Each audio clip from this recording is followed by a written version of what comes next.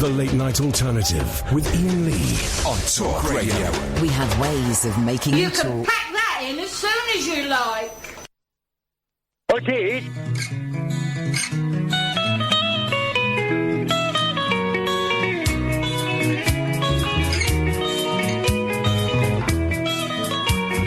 I like Carmen and Domingo dancing for French cameras, picking up her fat white eyes. She looks at me and suddenly there's water in my eyes. I like sleeping in your shirt, stinks of smoke and all your dirt, makes me think of you sometimes. Lying on my own with water in my eyes. Water in my eyes. Water in my eyes. I like beads and kosher pearls. Your earrings swing like wedding bells. My girl dresses like a drag queen, and I feel like a king when she brings water to my eyes.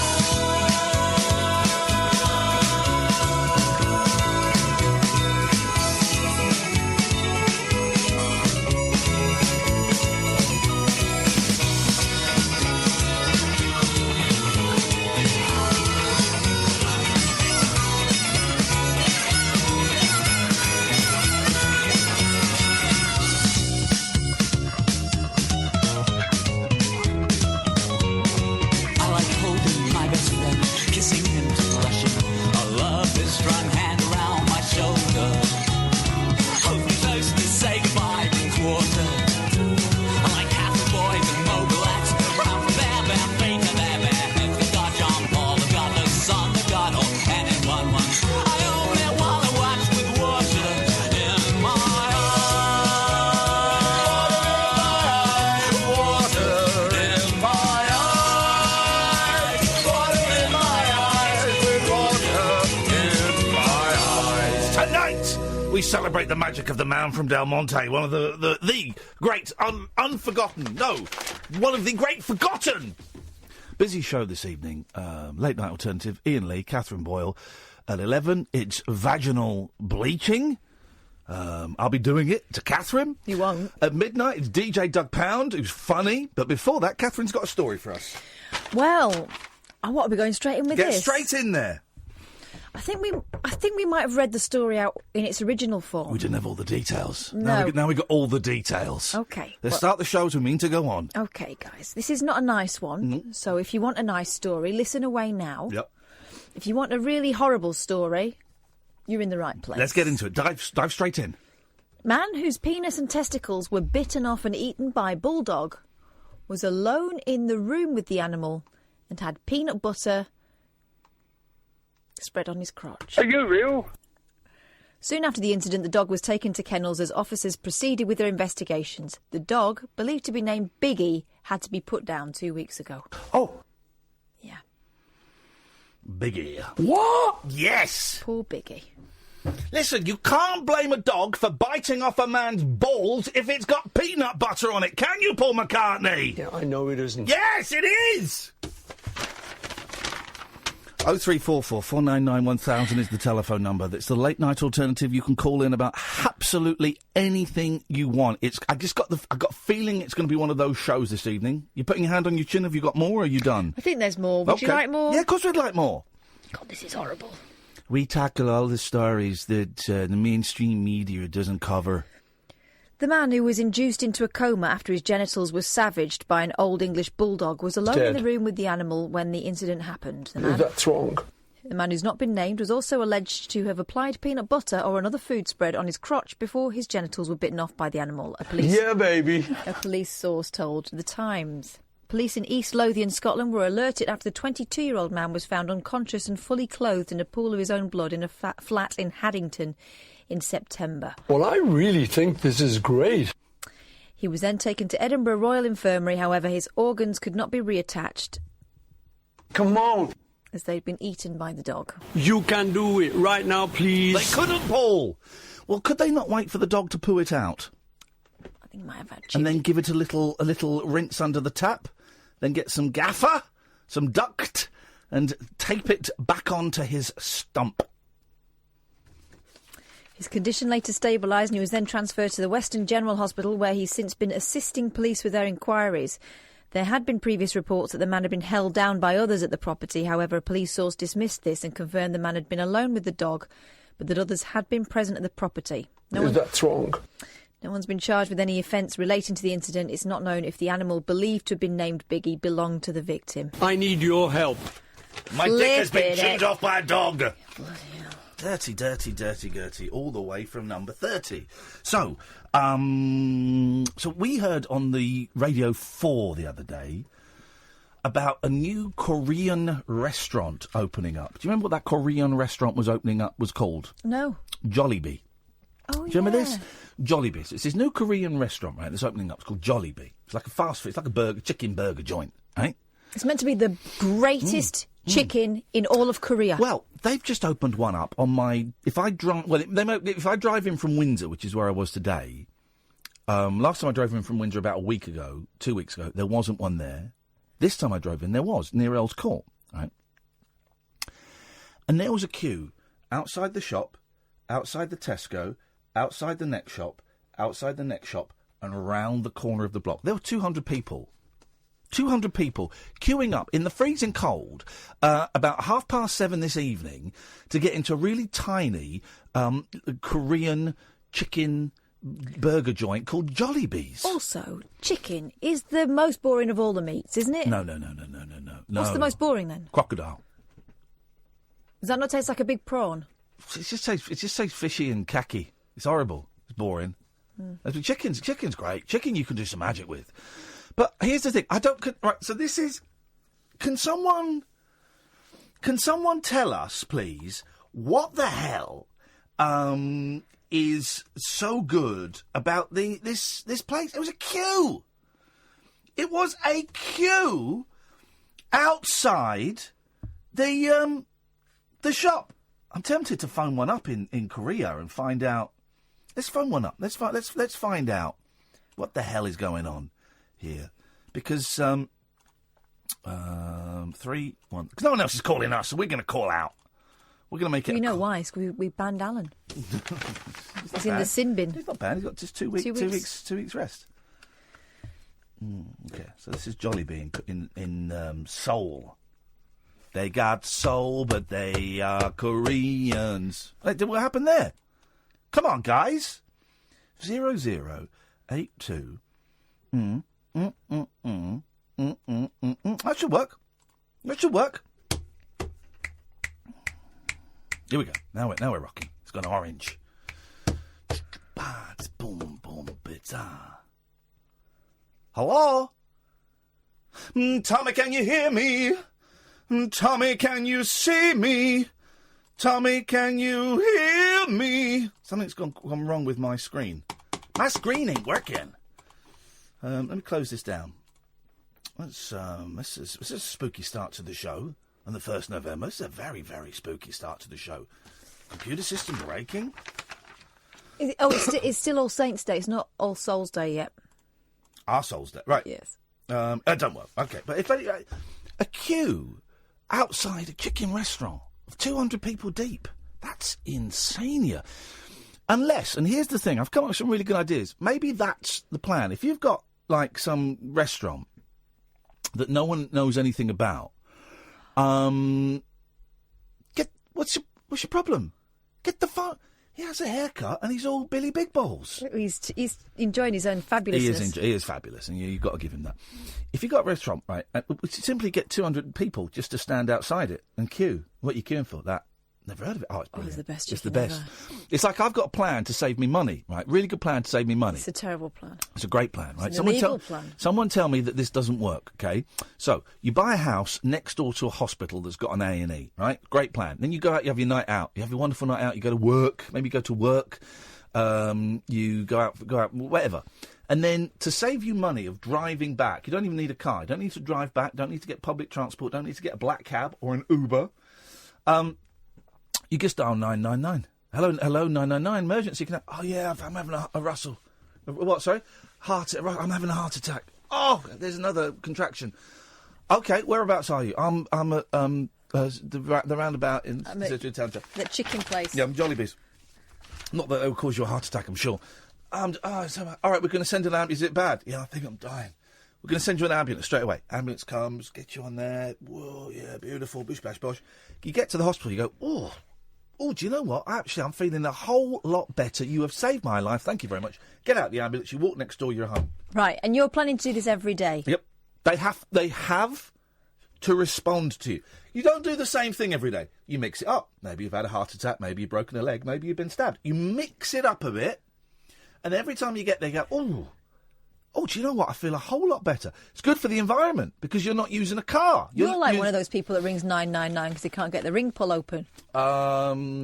Disgusting is what you are. Disgusting. You're an abuser of the system. I'm not. No, what? Meanwhile, someone's giving birth on a bathroom floor because you can't be bothered to walk home from Jollibees. Two things. Mm-hmm. I pay my taxes. Yeah. And is giving birth really an emergency? I don't think so. Don't think so. No, sorry. No, you're right. Oh, God, yeah. You're right, because in caveman days, they didn't just have a baby in a cave surrounded by donkey shit. Yeah. They got an ambulance to the cave hospital. They used to die. Yeah. They used to die. Yeah, that was the risk. That was the risk. They should have worn condoms. They had condoms, then banana skins and elastic bands. 0344 499 1000 is the telephone number. You're if you've got, an actually ridiculous person. You're a donkulous. If you've got a great way to save money and beat the system, then give us a call. Let's go to Martin, who's in Birmingham. Good evening, Martin. Hello, Ian and Kathy. Hello, Kathleen. Marty. You Kathy? Kathleen. Caffrey's. Barry Caffrey's. Yes, Martin. Good evening.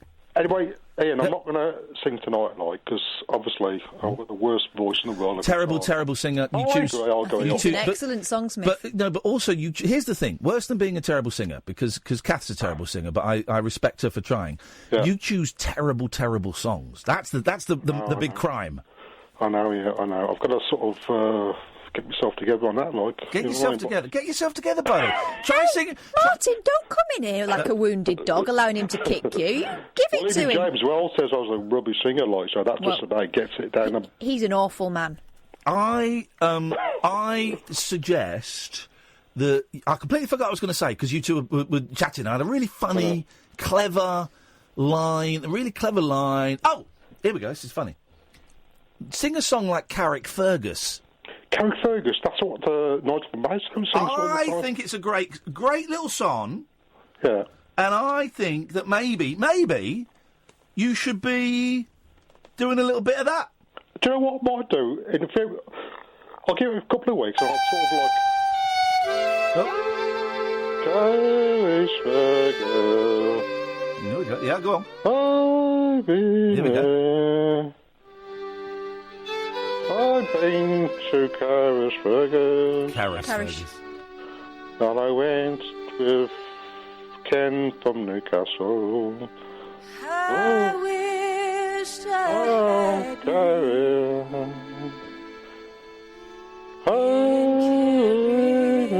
No, you're a terrible singer. You're a terrible singer. That's what. So what I thought I'd do, is change the subject to Brexit, now. What? Sorry. You know Radio West Midlands, obviously. BBC WM, they sacked me. Right. They did sack me. They wanted to renew my contract under conditions that I thought were unacceptable. They stabbed you in the back. Well, Ian, they are more now than some they play music for about 20 minutes. Because the boss that runs it doesn't know what radio is. They want to do a thing on the other station that she ran. They did a thing called the Chit Chat Club. The Chit Chat Club. Yeah. More that the Shit Shack Club. Good one. Thanks, man. Is that you? Yeah. Anyway, Ian, Rod. Yes.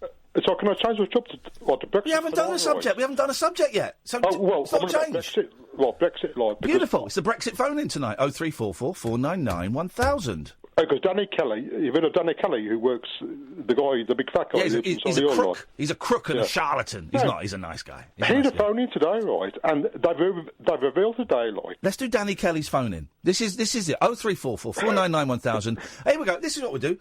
This is tonight's show. Other radio hosts' phone-ins. What phone-ins have you heard today or in the last few days from any radio host? Can be on this station, can be any other radio station, LBC, any of the BBCs, 5 Live, any of that. 0344 499 1000. Well, tonight we will do the phone-ins from your favourite radio show. Well, so the thing is, Iain, right? Yes. They says tonight on Danny Kelly's show, right, that the European Union, right, are pulling out 200 million, right? If you say, I'll do a deal with you. Okay, I won't say it again, right? If you say right, every time you say right, I'm going to slap Catherine, okay?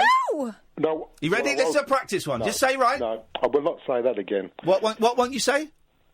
Well, I won't say it because you'll slap Catherine. Okay, fair play. I like that. I'll slap you back. Okay. The European Union are going to pull out £200 million of investments next March into projects in Birmingham for elderly people, blah, blah, blah, once we leave Brexit. And they've estimated 1,000 jobs will be gone by April because all the companies from Germany and blah, blah, blah are going to pull the investment out of this country. And worse than that, anybody who voted for Brexit that is unemployed, on the sick or disabled, what the government's going to do to recoup the money we're all going to lose, right, is cut their benefits even more. I'll just say, sorry, Kathy, but I never realised what this disaster is coming, that people who are poor and unemployed, or anybody who's working poor, are going to suffer when we pull out next. It's going to be a complete nightmare, and the only people... Oh, Jesus. That is the people who are working class who vote for that Brexit. Oh, God. Put a bullet in their own head. Yeah, well... Oh, Carrick Fergus has kicked back in again. Carrick Fergus. Carrick Fergus. No, they'll have another go. Sarah Ferguson. Right, yeah, well, we know this. Everyone who voted Brexit is an idiot. Next. Well, no, I'm not saying they're idiots. They don't understand, right? The poorest people, the ones who vote for them, they're just going to get poorer and poorer, lose all the jobs. I don't care. Why not? I don't care. Why? Why should I care? Why should I care? Why should I care? Can I have a sing up like Carrick Fergus the last dun dun dun dun dun dun dun dun dun dun dun dun dun. Here we go. Listen to this. Here we go. Can I have a crack at Carrick Fergus again? Hang on a minute. I want to have a crack at this. Here we go. I want to have a crack at this. Adverts. So just do a line about Brexit. Just say something about Brexit again. Okay. Go on. 200 million pound, the European Union are pulling out next March. Investment in Birmingham for projects. Okay, quickly, because I've got it now, 1,000 people will lose their job for April. Yeah. Oh, yeah? Really? 1,000 people are going to lose their jobs by April? Yeah, because all the companies in Europe are pulling out their money, man. They're shooting off, man. Wow, they're shooting off. Wow. Hang on a second. Roger, shut up! Why should I care? Why should I care?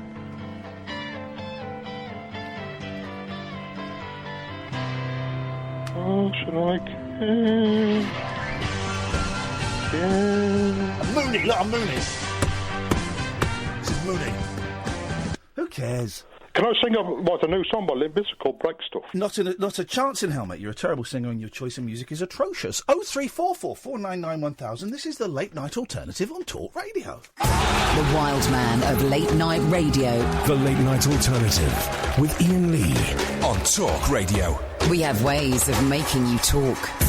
0344 499 1000. So, we have Brexit.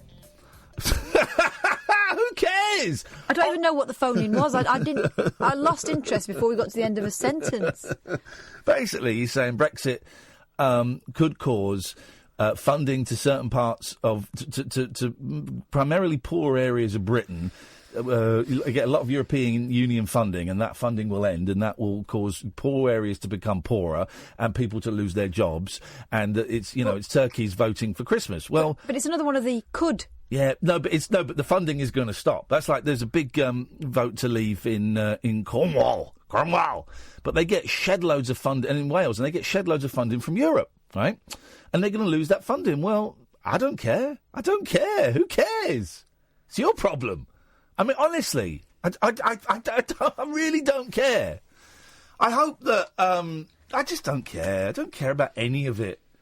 And I know No, I was going to say I know that I should, and actually, no, I shouldn't. If I don't care, not caring is a legitimate. Oh, you can't have your say then. Yes, I can. Yes, I can. I don't care about Brexit. I'd rather we didn't, but we're going to. Although, can I give you my theory about Theresa May? Go on. And I'm the only one that's had this theory, or certainly the only one that said it out loud, right? People are saying she's at 0344 499 1000. People are saying she's a terrible Prime Minister, that she's going to lead us into a disaster, that Brexit may fail under her, or we're going to get a lousy deal. Here's my thinking, right? There is a possibility, Ricky, I'll come to you in a second. There is a possibility that Theresa May is the greatest Prime Minister we've ever had, right? And is the bravest, most selfless politician we've had since Winston Churchill. Let me explain. Let me explain. She was a Remainer, right? She wanted to remain. She said during the whole run up to Brexit, the vote, that Brexit would not work. It could not work, and it would be a disaster. She said that. Words to that effect, right? So she's the Home Secretary. Brexit gets voted in. David Cameron steps down. She becomes Prime Minister. Now, here's my thing. She's making such a pig's ear of this. What if she is deliberately sacrificing herself and her standing and her place in history, sacrificing herself to make sure Brexit doesn't go through? She's doing such a balls up of it, just completely messing everything up so that we get to a point where Brexit cannot happen. She gets fired off. Everyone hates her until about 50 years in the future, when everyone looks back and goes, oh, actually, she saved this country from going off the edge of a cliff by sacrificing herself. Imagine that for a second, that she is being true to the principles that she stood for before the referendum in thinking that Brexit is a terrible, terrible idea. She can't, as Prime Minister, say, it's a terrible idea, and you know what? We're not going to do it. We're not going to do it. She can't say that, but she can muff it up enough that it doesn't happen. Or we get a Brexit that all of the hardcore Brexiteers will hate, in which we are still kind of in the European Union, all but by name. Now, that is a possibility.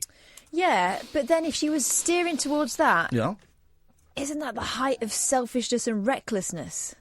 No, not if she believes it's the right thing. What if it sneaks through and she's just made an almighty balls of it? It's a gamble. Yeah, but it's a gamble with our money. No. And our lives. But it's not the height of selfishness. It's selflessness. If she genuinely thinks that Brexit is such a bad idea, right, that she is prepared, she can't. The thing is, if she said at any point in the last 2 years, Brexit is a disaster, it can't happen, I'm going to stop it, she would have been out. Vote of no confidence, she'd have been out. She'd been replaced by Rees-Mogg or David Davis or any of those other She wouldn't know, because no one wants it. No, what do you mean no one wants it? They all stood back and let her have it, not because she was the best woman for the job, okay, no one because wants she's the the only one who would take the poison but that's the thing. If she were to say, I'm going to stop Brexit now, this is a really bad idea, then she would be out. Yeah. She would be out, and someone else would have to come and take it, right?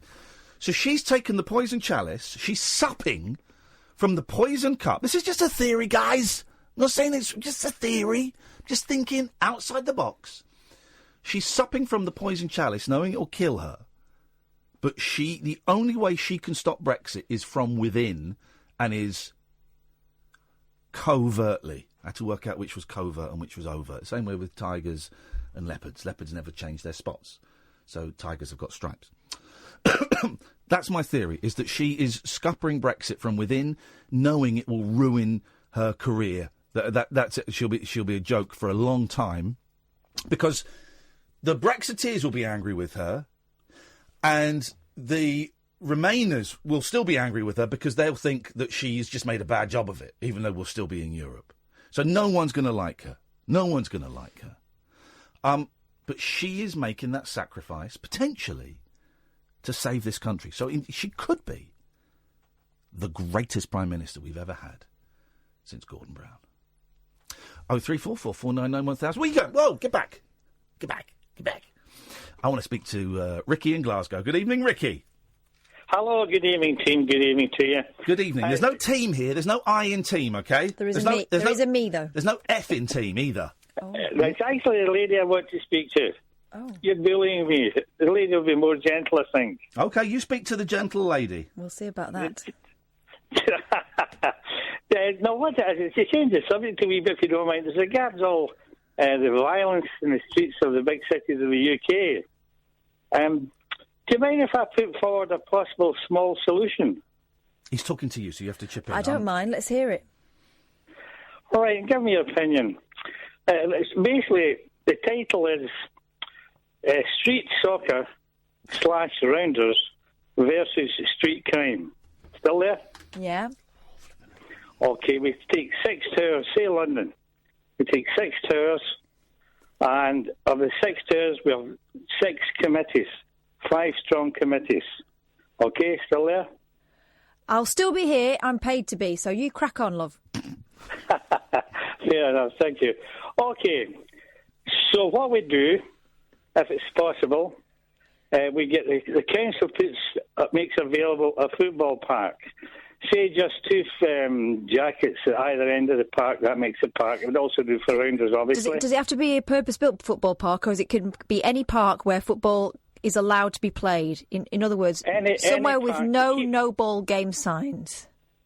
It could be put to be in a park that is a public park, right, that the public can cover the sides. So what happens is, we use football as an example. The first tower, the committee select a team of 9 players, and say the 6th tower picks a team of 9 players, and then Tower 1 again picks another 2, but they play in the Tower 6 team. And the Tower 6 team, committee, pick another 2 to play in the Tower 1 team. You still with me? Not really, but carry on. OK. You're talking about playing football across the town? Instead of fighting? No. Using football to enhance social inclusion. Using rounders to enhance social inclusion. Rounders! So hang on a minute. So we've got violent thugs that we're trying to get on the straight and narrow by handing rounders bats. Can you see a flaw in that plan? Because I can. Sorry? I can see a flaw in that plan. Well, I'm not finished. You nearly have. So, no. Yes, trust me. Is that me finished? Almost, go on. So, for example, the first game is played by Tower 1 and Tower 6. Obviously, if people want to come down to watch the game and get around the game, now it costs £100 a year for social liability, right, public liability. And the only source of revenue is from the hat being passed around the games.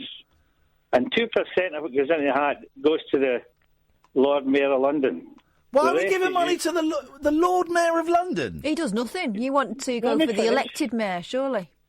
Well, it's the elected mayor, yes, surely. The elected mayor, aye.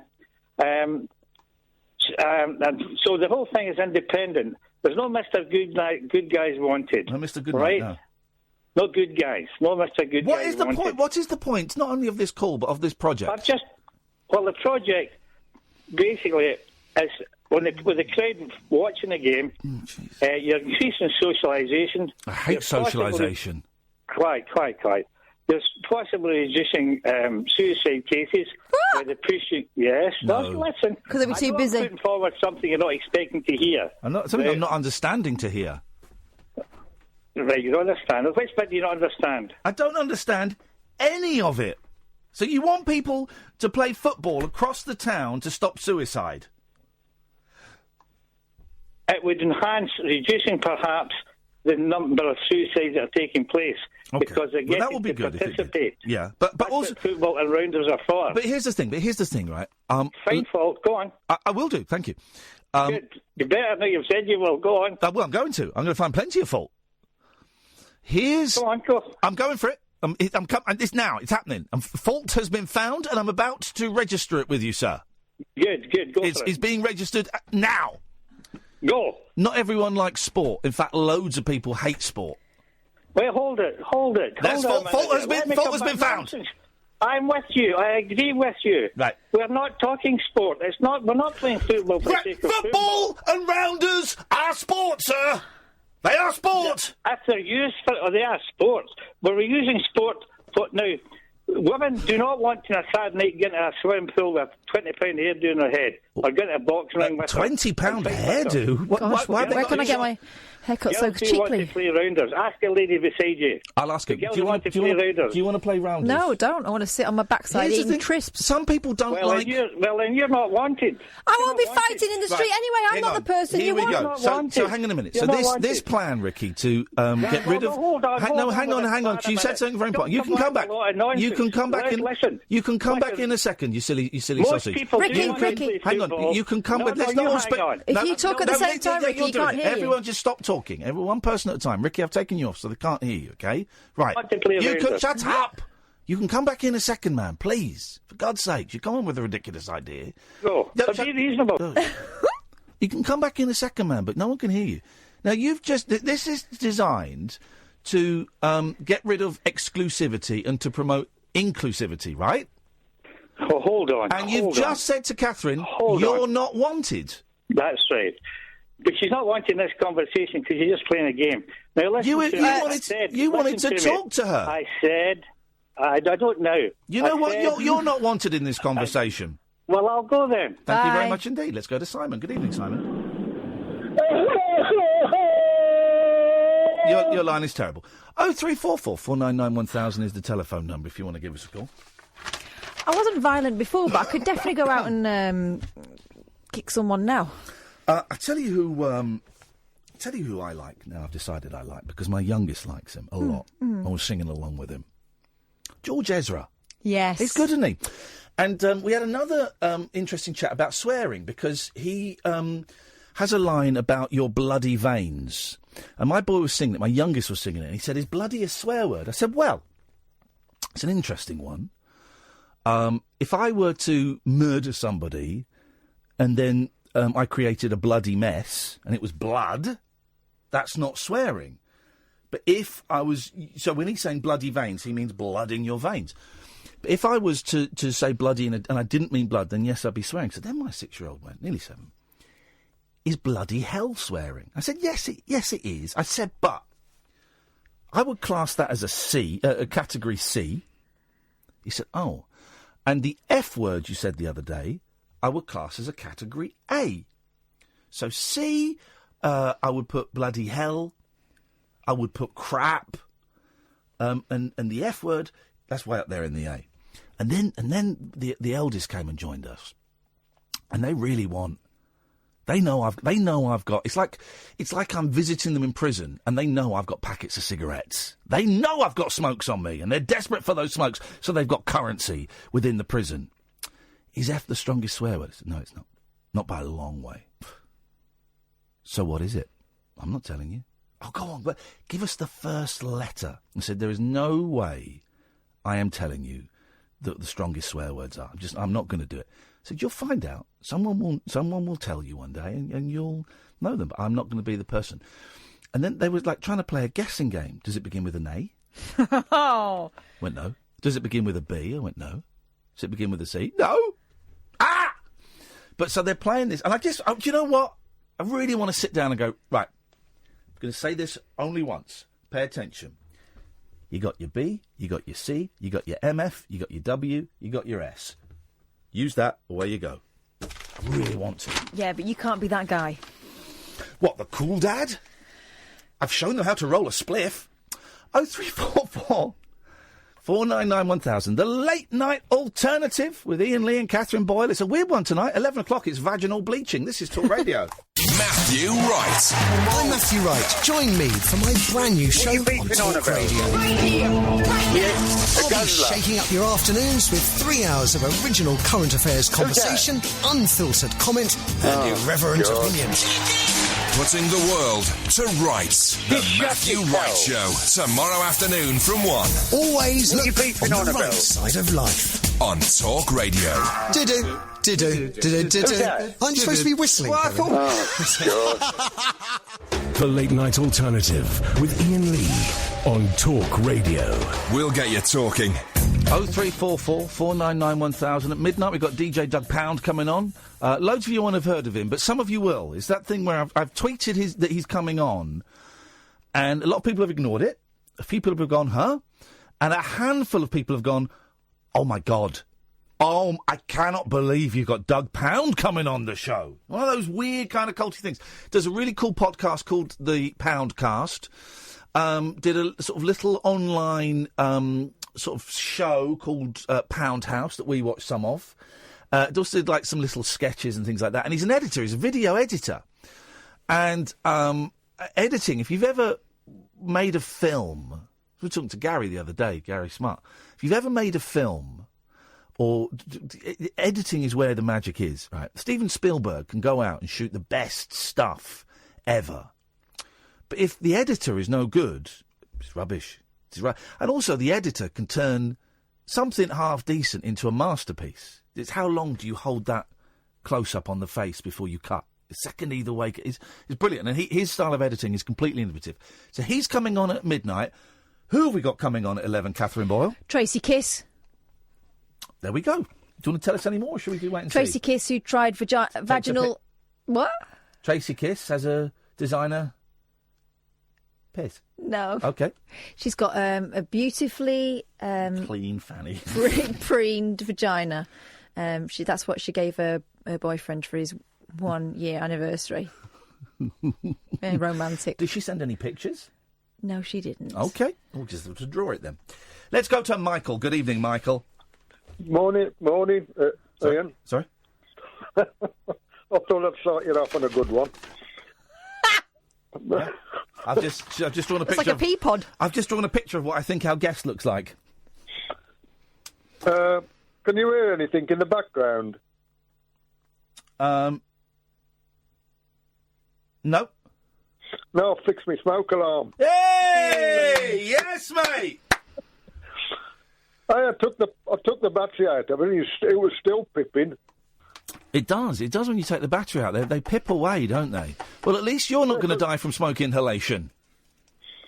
No, well, the electric part of it works. OK.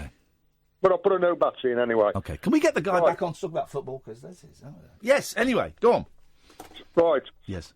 If you're in Germany, they've got no swear words in their language. Yes, they do. Yes, they have. Das ist Scheiße. No, but that's just shit. I mean, that's a swear word. Swear words. The worst one they got is Donner and Blitzen, which is thunder and lightning, or Swinehund. Well, you say that. We've actually got a German speaker operating the phones today. That's you. You speak German, Sam? Yeah, he's a quarter German. Ein bisschen, ja. Okay. Oh, ja, ein bisschen. Das ist sehr gut. Einfach klasse. Auf den Deutsch. You're very good at it, is he? I'm not, just so no, I'm very out of practice. Okay, yeah, but you know all the swears, right? Was ist? Well, not anymore. I dumped that. Was ist? Was ist? What is? Shut up! Will you shut up? I'm not talking to you. God's sakes, man. Oh, stop listening then. Dump that again. Sounds like something you eat. Well, it is, actually. It could be. Do you know that word? No, I don't. I don't know that one. OK, but are there swear words in German? Yes, there are. Thank you very much indeed. So that's that proof wrong, Michael. No, it's not. I mean, a lot of our swear words come from Germanic roots. Anglo-Saxon. But your smoke alarm just went off! Your smoke alarm went off!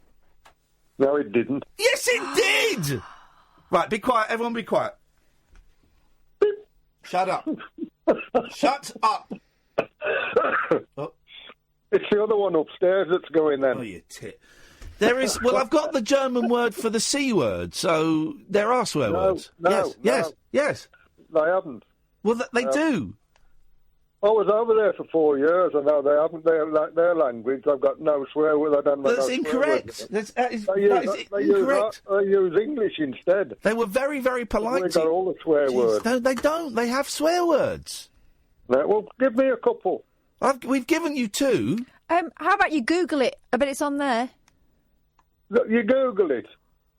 No, that ain't a swear word. Oh, God. Thanks for your call. Thanks for your call. It's like arguing with a 5-year-old who's asleep. Someone slipped an infuriating pill into everybody's drinks tonight. So I like George Ezra now. He's got a good voice, hasn't he? Good voice, good songs. Great songs. My youngest likes the new one. But she thinks the words are bum, bum, alligator.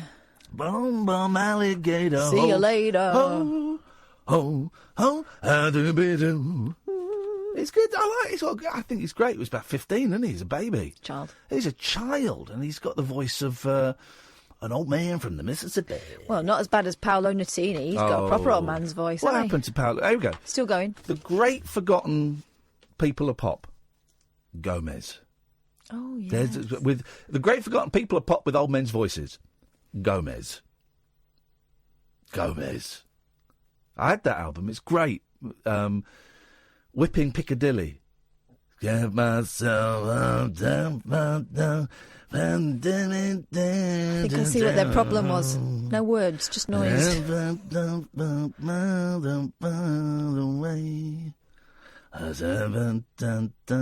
How close am I to the tune with that? I'm pretty close, I think. But the gimmick was the guys. They were a good band. Yeah, Here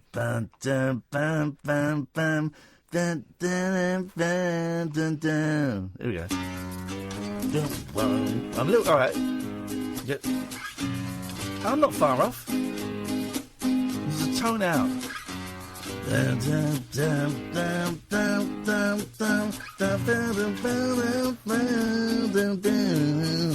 Founder.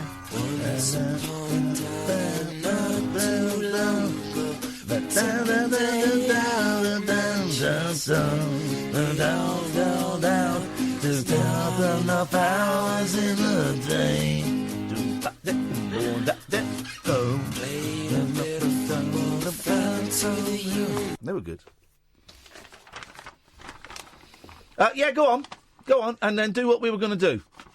Put the old triangle up. So yesterday, this is the last call this guy's ever going to get taken on this station. Right? So yesterday I was talking about, I was exposing myself. Because, I'm trying to come off these meds, and more on that later on. But I'm trying to come off these antidepressants, and it's a roller coaster, man, a roller coaster of emotions. 3 weeks in. And mainly I'm okay. I've had times of being great, and I've had some really low times. And yesterday was a very, very low time. And I kind of confessed that there was an extended period yesterday when I felt suicidal. When I really thought, I was sat there looking at a picture of my boys, I was in floods of tears thinking, I want to die. And the only thing I could do to get myself safe was turn off the computer, turn off my phone and go to bed, sleep. Write it out. And I'm sharing this because I know lots of you are on antidepressants or suffering from depression or trying to come off them or wondering what it would be like coming off them. So, and it's a serious thing. We know that suicide is the biggest killer of men between 17 and 45. The biggest killer of men, more than cancer, more than car accidents, more than anything. Right? Suicide is the biggest killer of men between the age of 17 and 50, I think it's something like that. But it's certainly the biggest killer of men, right? And I think that if we talked about it more, we might save a few more lives. I talk about it because I'm trying to save my life because I don't want to kill myself. Because I've got boys and I've got friends, and I there are moments when I have great joy of being on this planet. So I share my feelings of darkness and loneliness and what have you. And we have people connected with this show who have killed themselves. We've had a couple of callers call in and say there was that young lady and I cannot remember the name of her partner, but he used to listen to us in bed. And listening to us was the thing that kept him going until it didn't keep him going anymore and he took his own life.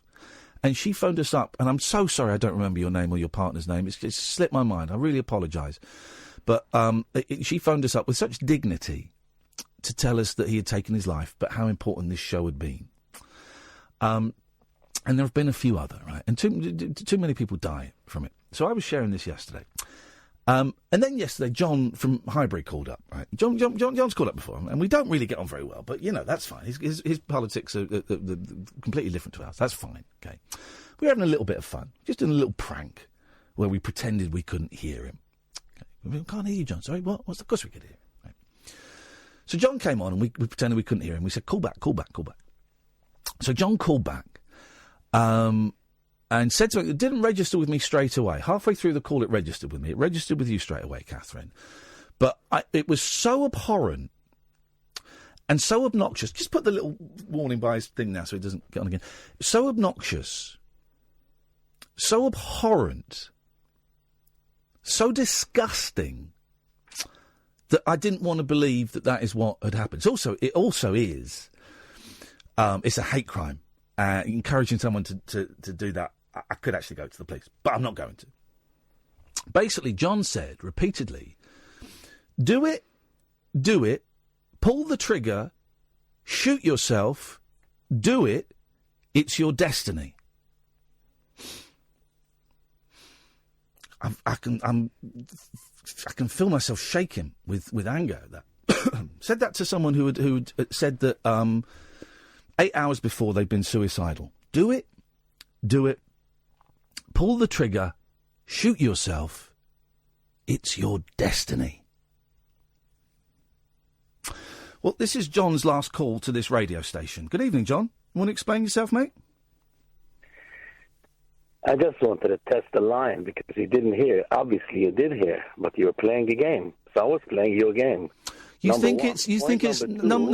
one. We'll address these points one. We'll address these points one at a time, John. You'll address these points one at a time. You're in my house now, so take your shoes off, sit back, and listen, buddy. There's. By the way, you're never getting on this radio station ever again. We've made sure of that. Okay. It's all right. Shut up, and listen. Fine. Shut up and listen, you piece of trash. Right. You really think that it's funny to say to someone who has confessed that a few hours earlier they felt suicidal? Do you think it's funny to say do it, pull the trigger, shoot yourself, it's your destiny? You think that's funny? If you would give a chance to listen to what I wanted to tell you, that you said before. Let's address that. What you said, not what you wanted, not what you wanted to tell me, John. When I'm talking, they can't hear you. When I'm talking, they can't hear you. It's just the way the system works. I've not got a fader. It's just the way it works. Forget what you wanted to tell me. Forget what you wanted to tell me. Let's talk about what you did tell me. Do you really think that that's an acceptable joke? 100%. With you, yes. Okay, John. Well, listen. You can hang up on me if you want to have... No, John, I don't want to talk to you ever again. You're never getting on my show. You're never getting on this station. You're an obnoxious prick. There are people, good, because I think you're a piece of trash. You're worse than a piece of trash. You're a disgrace to humanity. You're obnoxious. Have a what it is. Have a safe life. You are obnoxious. You are a piece of trash. You think that suicide is funny. You think that mental health is funny. You think that... Sorry? What you deserve. You get what you deserve. Go away. Go away, John. Yep. You're a horrible little boy. Not even a little boy, because little boys have got more sense. Take small things. You're a dinosaur. You're a dinosaur. You're obnoxious. You're offensive. There are brothers. I've got brothers and sisters who are dying, right? And you're making jokes about it. You're making jokes about it. Goodbye, John. You'll never get on this station ever again. I can feel my... I'm furious. Right? I'm furious because I can feel it going through my chest. I can feel my chest beat, going like that. Boom, boom, boom, boom, boom, boom, boom. Furious. I can't speak properly. But I'm not going to let the fury out now because... I'm furious. But I'm not furious because of me, because I'm in an all right position today. But I'm furious at people who will be listening. I'm furious for the people that we've had who've died that listened to this show. I'm furious and heartbroken for the people that kind of looked to this show as a little bit of light and it wasn't enough light. For whatever reason, that light went out or it wasn't big enough and they ended up taking their own lives. We've had a few people that have listened to the show. That young gentleman who made the movies and came and performed with us at Performance Ring. We've had a few people. And you listening to this, you possibly know someone who, for whatever reason, found the crushing weight of existence too much to bear. I'm really sorry that you had to listen to John. I thought it was important we got him back on one more time because I was really hoping he might apologise. But people like that don't. I don't wish him any ill. I don't wish any of the burdens that people with mental health... I don't wish any of that on him because it's horrible, it's torture. It's prison. John, I forgive you. I wish you peace, and I forgive you. But you won't be coming on this show or this station ever again. Let's go to Peter. Good evening, Peter. Oh, hi, Ian. Hello, Peter. What have you got for us tonight, please, sir? Well, we spoke last week, and you said you were going to give up the news, but it doesn't seem that you have. But that's another story. Oh, flipping heck! I haven't either. Oh, he was right. We were going to give up the news. Catherine, you were supposed to remind me. I forgot as well. I've had a sleep since then. We forgot, Peter. I'm really sorry. It's difficult for you in the job you do. You really need to be au courant with the news. No, I could do it. I forgot, if I'm honest. To be honest, the news I've been selecting isn't really news. I've got one about a mum who puts her youthful good looks down to using Savlon. I've got someone who's bleached her vagina, and I've got a woman who sells pictures of her feet on the internet and makes quite a lot of money out of it. That's not really news, is it? That's just tittle-tattle. Well, I would argue that it's more valid than people talking about Brexit and immigration, because that's just a load of nonsense. I want to know bleached vaginas. Well, yeah, or bleached feet, bleached toes. I don't know about the bleached other thing you just mentioned. I'm a bit old-fashioned, but what is news anyway? It's just it depends what you think is important. If you think people dyeing their feet is important, it's more important than Brexit, so it is. I think J-Lo wearing half of a green cloak and nothing else is important. Well, that's fair enough. I barely know who she is. I know she's a big celebrity, but, my sister likes all that sort of stuff, but I think she could be doing a lot worse of being interested in sort of nitwit celebrities. Peter, we got to go to the news. Have you got... Are we done? Do you want to come back? No, because... no, that'll do me for now. May God bless you, Peter. 03444991000, coming up after the news. We got a bleached vagina on the radio. The Late Night Alternative with Iain Lee on Talk Radio. We have ways of making you talk.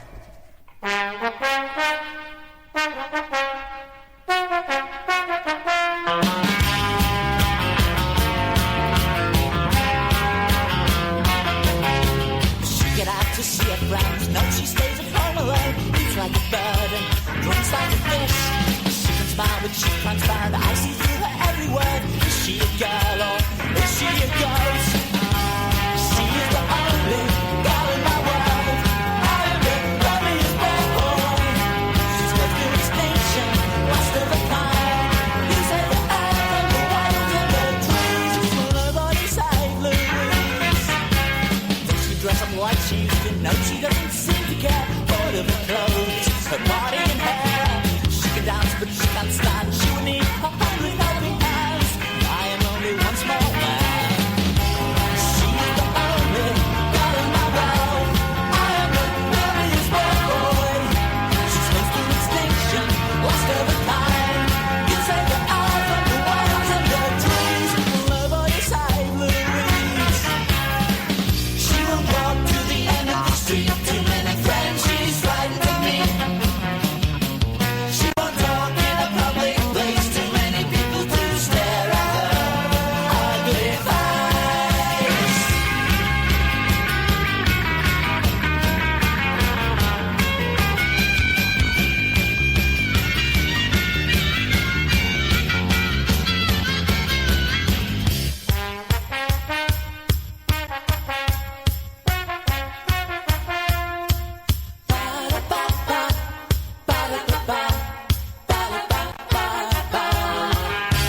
She is the only girl in my world. I am the loveliest boy.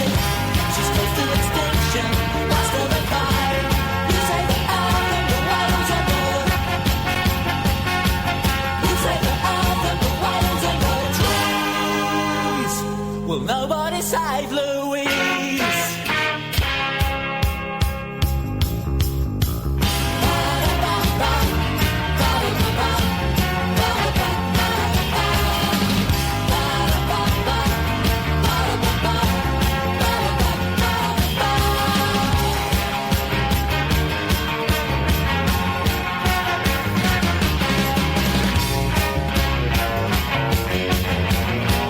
Honestly, you can't go wrong with a bit of the man from Del Monte. I mean, just what a band. 0344 499 1000. What is it, Thursday now? Yeah. I'm giving a talk tomorrow at my boy's school, right? Now, my boy's cool with it now, my eldest. The 8-year-old. It's for, like, years 3 to 6 or something like that. I don't know. And my eldest was not keen to start with. You mustn't talk about me, you can't look at me, you can't touch me. OK, fair enough. Wow. So I said, I'm actually going to stand up and sing a song. That's my little baby boy over there, and I love him so much. Give him a kiss and a cuddle every day. Sits on my lap and I read him stories. Can I do that? Can't do that. All right, I won't do that. So then I was sat with him tonight, and I said, don't forget, I'm going to be at your school tomorrow, giving a talk. Oh, yeah. Have you, he says to me, have you got a PowerPoint? I went, huh? Have you got PowerPoint for it? Talking about work and jobs and stuff. I said, no. Have any of the other parents have PowerPoints? Yeah, they all have. You've not got one? No. I said to him, should I do one? He said, well, it's up to you. Yeah, but I bet all the other parents have got really boring jobs that need illustrations. Well, one of them's a pilot. Okay. He stitched you right up. Stitched me right up like a kipper. 0344 499 1000 is the telephone number. Tell us about our guest that we've got next. I'm intrigued by this. This could be the future of vaginas. Here's the thing, gentlemen. Right. The woman who is in your life, whether she is your mother, your sister... Don't make me think of my mum's vagina. All right, well, don't then. Stop. You put my mum's vagina in my head. Recoil. I can't stop thinking of my mum's vagina. Stop thinking about that. Now I'm thinking about it. I don't even know your mum. Anyway... I bet she's got a great vagina. Oh, God. She's my mum. I love her. I love everything about her. And everything. Stop. So... You know, it's only polite to keep yourself tidy in various areas, right? Well, it is now. I pluck my eyebrows so they don't join together. When I was growing up, 70s and 80s and early 90s, it wasn't. No one really. There was no real kind of sculpturing going down and there. Now, you know, there's fashions. First time I saw a shaved downstairs. A shaven haven. I was like, what is this? But as you know now, Catherine, and I keep trying to show you, I'm a shaver. I'm a raver and I am a shaver. Well, there's a little image for everyone who's stopped thinking about Ian's mum's vagina. nether That's regions. back in my head now. Right, now I'm thinking of her vagina and my genitals. Anyway, this is terrible. I thought I was pretty well kept. You know, I like a tidy workspace and I advocate such behaviour. But it would appear I've missed a bit. Yep. You missed a bit just there. Because our next guest went for a procedure that I didn't think was possible. Well, Hello, Tracy. Let's speak to Tracy Kiss and find out. Evening, Tracy. How you doing? You guys are making me chuckle. Well, pretty intense. Stop thinking about his mother's bits, please. I'm going to go straight in there, Tracy. No, steady. Go in there. How is your vagina looking these days? What an opening question to a guest. I mean, go on. I feel about 10 years younger. Really? Absolutely. What have you had done? Tell me what you've had done, and what was the thought process building up to it? Well, I've just had my 31st birthday, and you kind of get to that point where you just think, do you know what, I'm not in my 20s anymore. Yeah. Quite surprising, you know, kind of midlife crisis kind of time. And celebrating my first anniversary with my boyfriend, I kind of thought, well, what can I do to feel young again? You know, like how can I regain that kind of energy? And I think a big part of feeling good is looking good and having body confidence. Definitely. You know, what's more body confident than your genitals towards your partner? So, you know, why not make the most of them and keep them as useful and firm as possible for as long as possible? Yeah. And it's something that is actually amazing that I recommend everyone should try. Okay. So you've had bleaching, and sometimes it's called whitening, although I'm imagining they don't change it to a colour that's completely different from what the surrounding area would be. No, you can't smurf your vagina. But there, you know, it's quite deceiving with the word bleaching. There's no bleach involved. Thank God. Yeah, thankfully it's a laser, so it's like in that James Bond film where it's going up him. So how did you run through a list of other things you might want to do, like get a tummy tuck or a boob lift, and you just went, no, I'm going to go for the vagina? Well, that's the thing. I'm into bodybuilding, so right, okay, so you're buff. Lead a healthy lifestyle, work out with weights, do loads of sit-ups a day, you know, so you do everything you can to look your best. Yeah, I know that. Me, same here. same here. It's what I'm doing all the time. Yeah, so you went for this procedure, and you went in a lunch hour. I did, and I actually took my boyfriend with me, which was really nice, and just said to him, like, hey, do you know what, I've got a procedure booked in today. you want to come along? We'll go shopping afterwards. I love it. I love it. it. You know, it's really nice. Did he sit in with you, or is it what is it like? Is it? I'm not taking the mick now. We've got our tongues in our cheeks slightly, obviously, but I'm genuinely fascinated. Is it you kind of go in and there's stirrups and there's there's a guy with a white coat pointing a laser at you? How does it work? It's nothing like Austin Powers. He's like miming a laser, but it looks like a massive bazooka. The thing. I imagine it's something quite small. Yeah, no, it's talking about now? It's actually smaller than, a personal toy would be. Very similar to having a smear test. Okay. Inserted inside, and the laser then pulses and stimulates collagen within the vagina. And it's called a rejuvenation. It helps to renew cells. It helps with elasticity, loss of moisture. It corrects dryness or itching and symptoms from when women go through the menopause or they've had children. They lose sensation. It just rebuilds and rejuvenates everything. One second. Sorry. Are you sorry? Mm-hmm. I naively thought it was just the outside of your vagina that you're having bleached or brightened or rejuvenated. You're saying it's the inside as well? Yeah, so I had a dual procedure, which is the whitening to the outside and tightening to the inside, which is a rejuvenation. So it's actually two separate procedures that I had done at the same time. In for a penny, in for a pound. Was there any part of the procedure, Tracy, or any part of you that was obvious part of you, was there any moment where you were lying back there with the man with the or the woman with the laser doing their thing, thought, I should have just bought myself a new top? Do you know what? It's one of those things that you see in the media. You see celebrities having these treatments, and you just think, I wonder what that's like. And, after having children, I have 2 children of my own, I always thought, wouldn't it be nice just to feel what it's like to not have had children? And I'm sure, most women, they get to a certain age or they have babies. You're on a trampoline at a birthday party, and you just think, oh, my God, I'm going to pee myself. I did my back in. I didn't pee myself, but I did do my back in on a trampoline a few months ago. I'm never doing that again. Wouldn't it be nice if it wasn't like that? Yeah, wouldn't it? Yeah, totally. Yeah, and there's this whole thing about pelvic floor health, how you have to do, your exercises. People don't really know how to do it. Stress incontinence can happen to anybody at any age. Yeah. This kind of corrects so many different ailments in that area that we just really leave alone. Can I ask something? That, if this is too personal, then tell me to jog on. But, okay, thank you.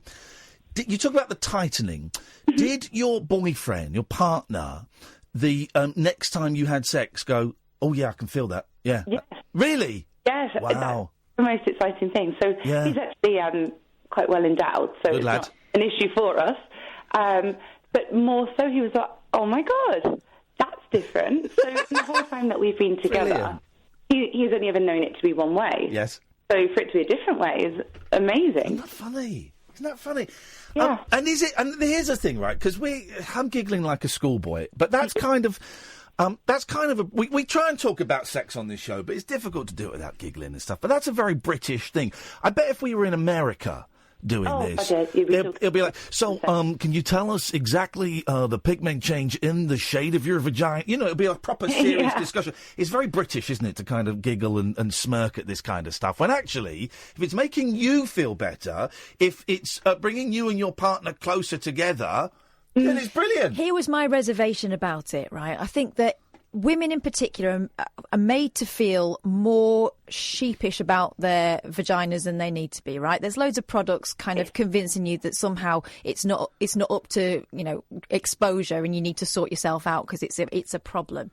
So when I heard about bleaching, I was thinking, first of all, the word bleaching, flipping heck. Sounds scary, doesn't it? Yeah, and then secondly, I was thinking, what people have got complaints about what colour it is now. For God's sake, one more thing to worry about. But actually, if you're talking about, some sort of, non-surgical procedure that makes you feel better about yourself, and it's about, avoiding, wetting yourself and all that sort of stuff, then, that's different, isn't it? Rather than going, oh, what have I done? I've sorted my boobs out, I've sorted my hair out, this whole thing needs smartening up. It's not like that, is it?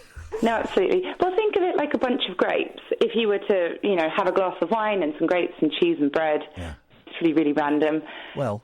You wouldn't go for the wrinkly grape at the bottom of the bun. It'd be nice. I'm sure your grape has never been wrinkly. But, with age, skin does get thinner. It wrinkles. And, especially in genitalia, it darkens with age because the pigment comes through with delicate skin. On your face, you have dark circles under your eyes. Yeah. So you look in the mirror and you think, oh, God, I look so tired. I'm pretty sure your boyfriend wasn't recoiling in horror the way it was before. He's not complained about it. That's not what made you feel like you wanted to change things, is it? No, absolutely not. No, he's never made me feel that there was anything wrong nor that I needed to change. But at the same time, I think, you could put on nice underwear and even if nobody sees it, you're wearing it under your clothes. I know what you mean. Feel it. You mentioned cheese and grapes and wine. Let's go back to the cheese. Do you still drink your friend's semen? What? My boyfriend's semen now. It's your boyfriend's semen now. Sorry, someone just sent me a link saying, ask if this is still a thing. I've got a story from last year. Sperm smoothies give me an energy boost, and there's a picture of you. Absolutely. I think, it affects different people in different ways. My partner actually gets quite tired when he's ejaculated, whereas it really energises me. Yeah. But you think it's full of natural multivitamins.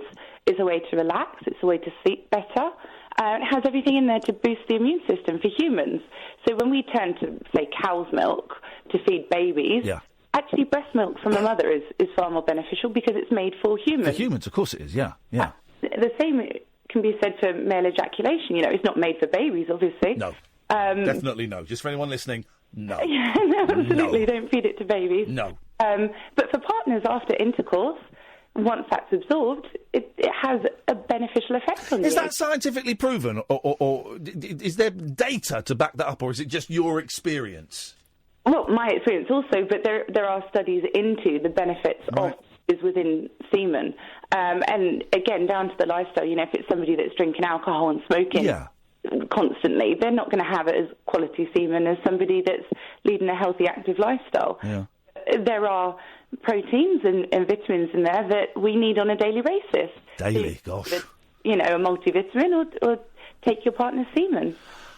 Isn't it funny, because I was thinking about this the other day, that the humans are made weirdly, in that when a man has ejaculated, there are chemicals are fired off in his brain that sends him to sleep, but when a woman has orgasmed, it's the opposite. There are chemicals that are like keeping her awake and kind of buzzing and stuff.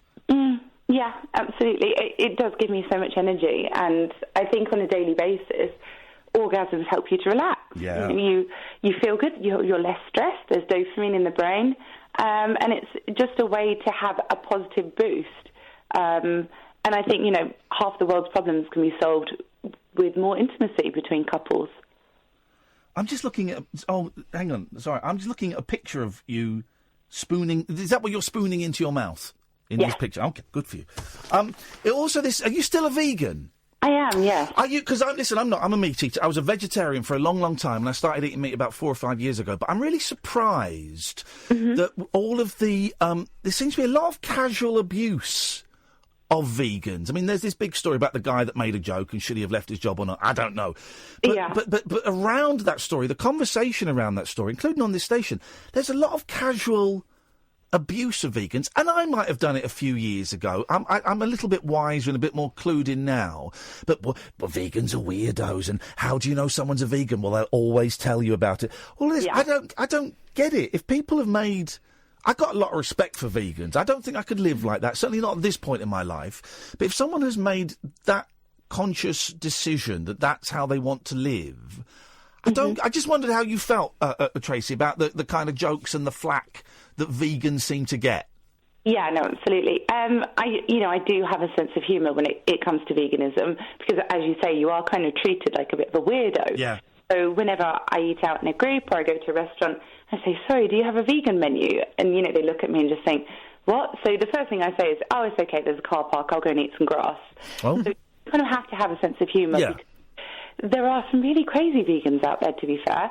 But my kind of approach towards it is each to their own. You can give people health advice, or you could say, this is why I've chosen to do this. But at the same time, don't make people feel bad for having an opinion. And, somebody could eat a steak in front of me, and I wouldn't try and knock it off the table and bury it. Yeah. I would just say, enjoy your meal. And I think it's the kind of the minority that are very into veganism, that they are so intense that they kind of want to protest and steal animals.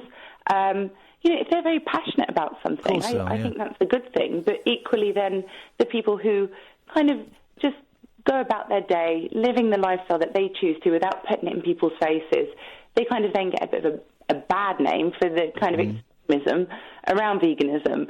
But then equally, things have to change. If there's cruelty and suffering, if there's bullying or there's misuse of things, we hope that justice would prevail eventually. So, in doing what they're doing and in being as vocal and as outrageous as they are, perhaps that will save lives. That's just not something that I would personally do. I'm happy to eat my vegetables and keep quiet about it rather than, try to enrol as many as possible. Tracy, it's so nice to talk to you. Thank you so much. You've taken our schoolboy and schoolgirl humour on the chin, if you will. And, I think you've given us a lot to think about. Don't you think, Kath? Yeah, definitely. And listen, I know you're a personal trainer. Have you got a website or something that you want to send people to? You can give yourself a plug if you want. Oh, thank you. Yes, it's just tracykiss.com, and you can find all of my things on there. I'm sure if you Google me, you could probably find some more exciting things. Hey, listen, Tracy, it's been so nice talking to you. You can come on any time you want. We'll talk again at some point. Thank you. I'm going to dream about your mum's vagina now. Oh, no! We're back there again! Thank you, Tracy. 0344 499 1000. That was good. I enjoyed that. This is Talk Radio. The radio show for people who know the best part of the day is the night. The Late Night Alternative with Iain Lee. On Talk Radio. We'll get you talking. If you want to follow Tracy on Twitter, at Miss Tracy Kiss, and it's Tracy without an E, at Miss Tracy Kiss, 0344 499 1000. Good evening, Susan. Good evening, Ian. Good evening, Catherine. Susan finishing off a little drink there after that last conversation. We won't ask what it is. Well, I thought, like yourselves, I thought Tracy was very interesting and a very lovely lady. Delightful. Very lovely. Absolutely delightful. Very. And I thought the subject was very interesting, what she was speaking about. Would you bleach your vagina? No, I'm just coming to that. The laser pen that went inside to tighten the walls. Yes. That sounds very exciting for ladies, but this is the noise it makes as well while it's going on.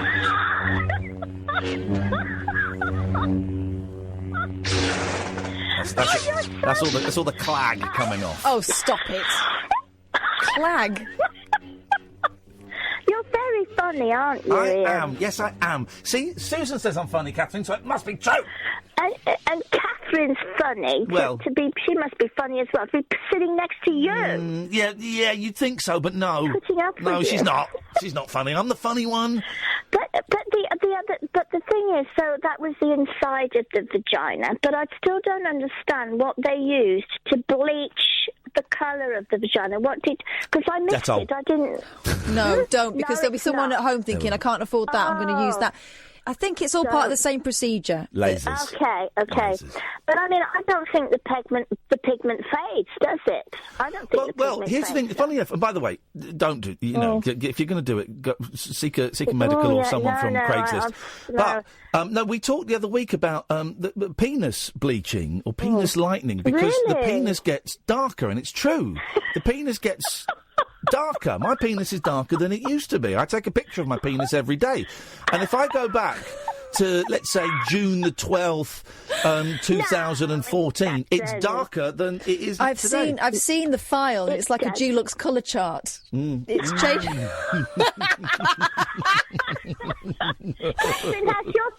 Catherine, has your partner's penis darkened? That's a question I've wanted to ask her for so long, and I've never had the guts. Probably, yeah. It's been quite a while since I've seen it in the daylight. Well, I'll tell you a little secret. Oh. If you, because I worked on a maternity unit for a little short time, and our beautiful Asian ladies and our beautiful black ladies, when you part them open, they're pink inside. Did you know that, Catherine? Did you know that, Ian? I did know that. Yeah, and it's very pretty. It's like a little flower when it opens up. But also, did you know that in the Middle East, gentlemen, they like their ladies to be shaved? Did you know that? I'm just wondering how much of this we're allowed to broadcast and how much of it is incredibly offensive. It's only body parts, for heaven's sake. Yes, it... Yes, I did know that. Considering what we've just been talking about, it's nothing... no, it's nothing. You know, I have never seen inside a person of colour's genitals. I never have. No. Never have. It's pink and... Maybe in a porno once, but I don't remember. So, you know, that's okay. Now, the other issue I wanted to talk... By the way, so I'm talking tomorrow to a group of 8 and 9 and 10-year-olds about what I do for a living. Yeah, don't play them this. Do I take in a clip of this? This is what I do, guys. We talk about black ladies' vaginas. Oh, no, you mustn't do that. No. Not for children. Not for you children. Wouldn't do that. Inappropriate.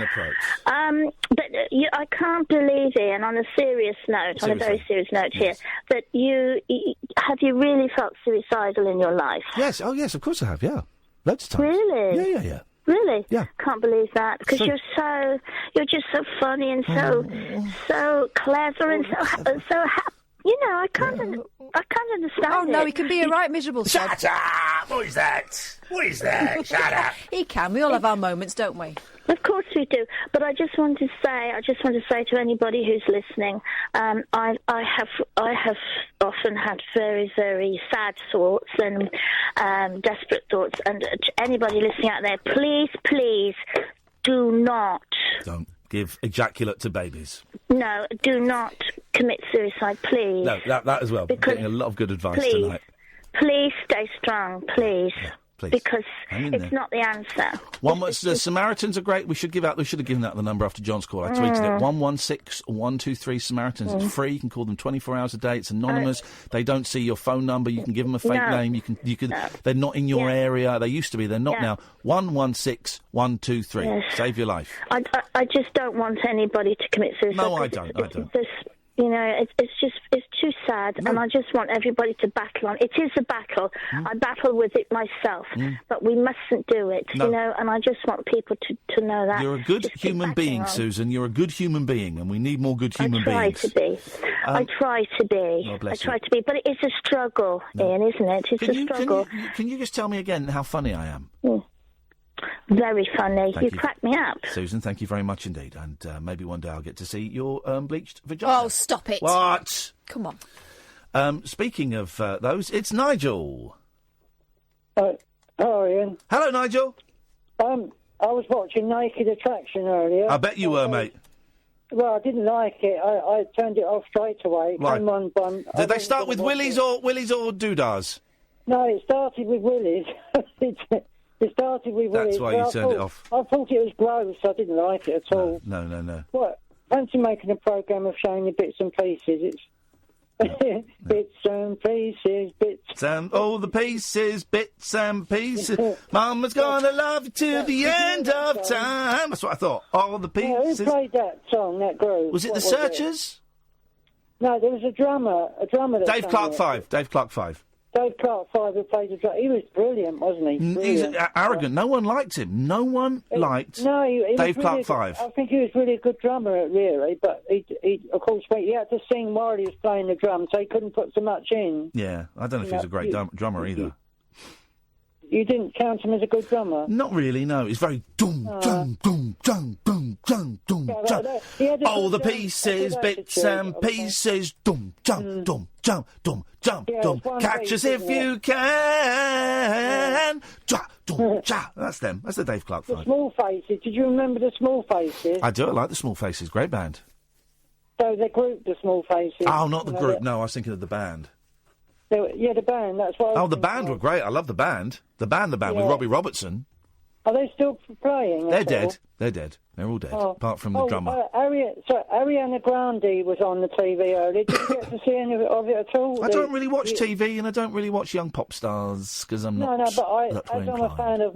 she's a friend of Miley. I thought I'd watch her see what her singing's like. Okay. It's a completely different style of singing to Miley's country and western. It's basically pop all the time. I don't think you can call Miley Cyrus country and western. Come on, man. She's singing more country now than anything than she the other. She's done, yeah, a little bit, but that's not proper.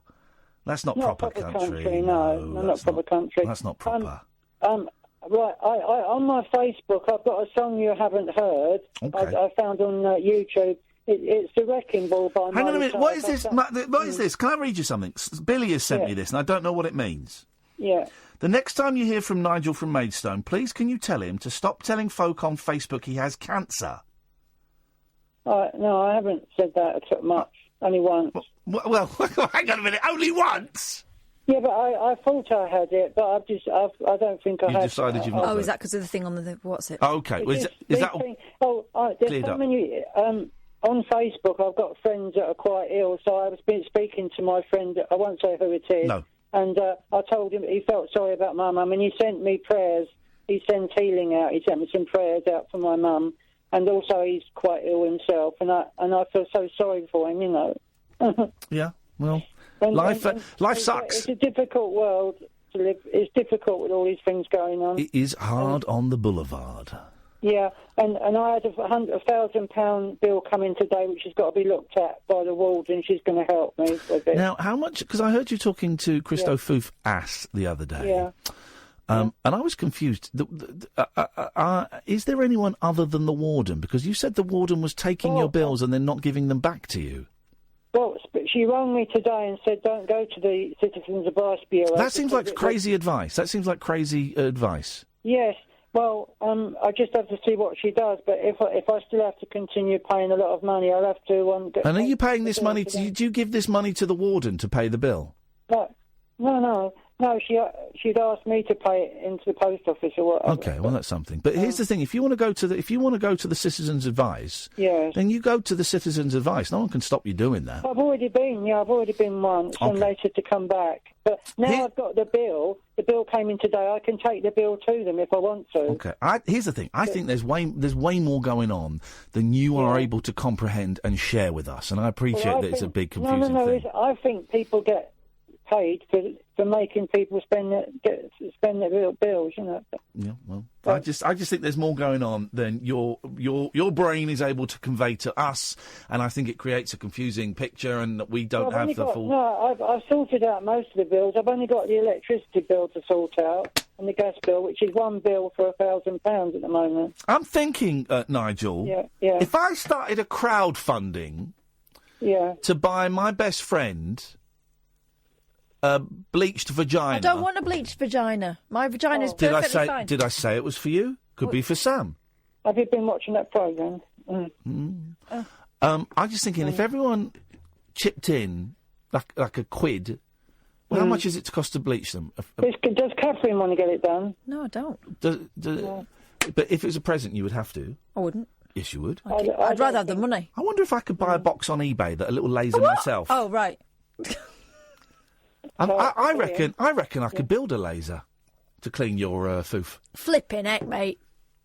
That lady was right, Ian. What she said about don't kill yourself when you're depressed. That's it. I felt like doing this a lot of times. Yeah, I know. You know, because of losing mum, and I find something to do, and then I forget it. You know, and I find something to take my mind off it, which is good.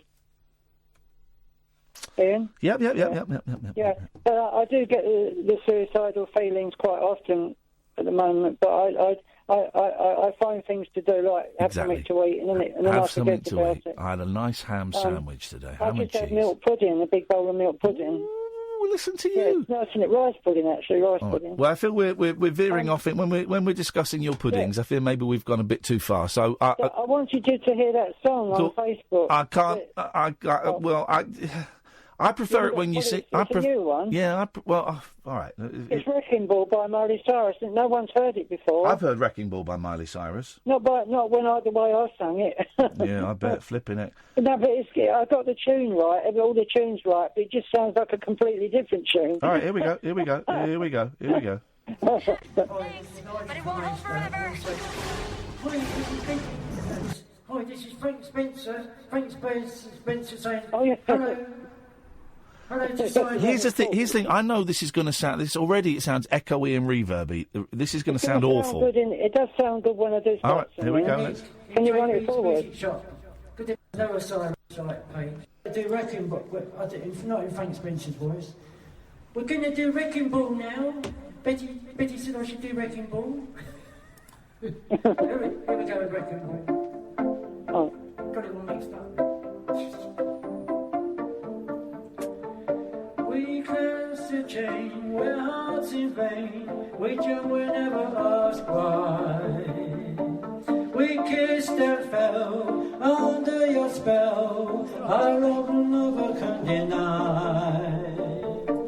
Don't you ever say, I just walk away. I will always love you. Let's have a moment of sincerity. That sounds great. You've got a great voice. I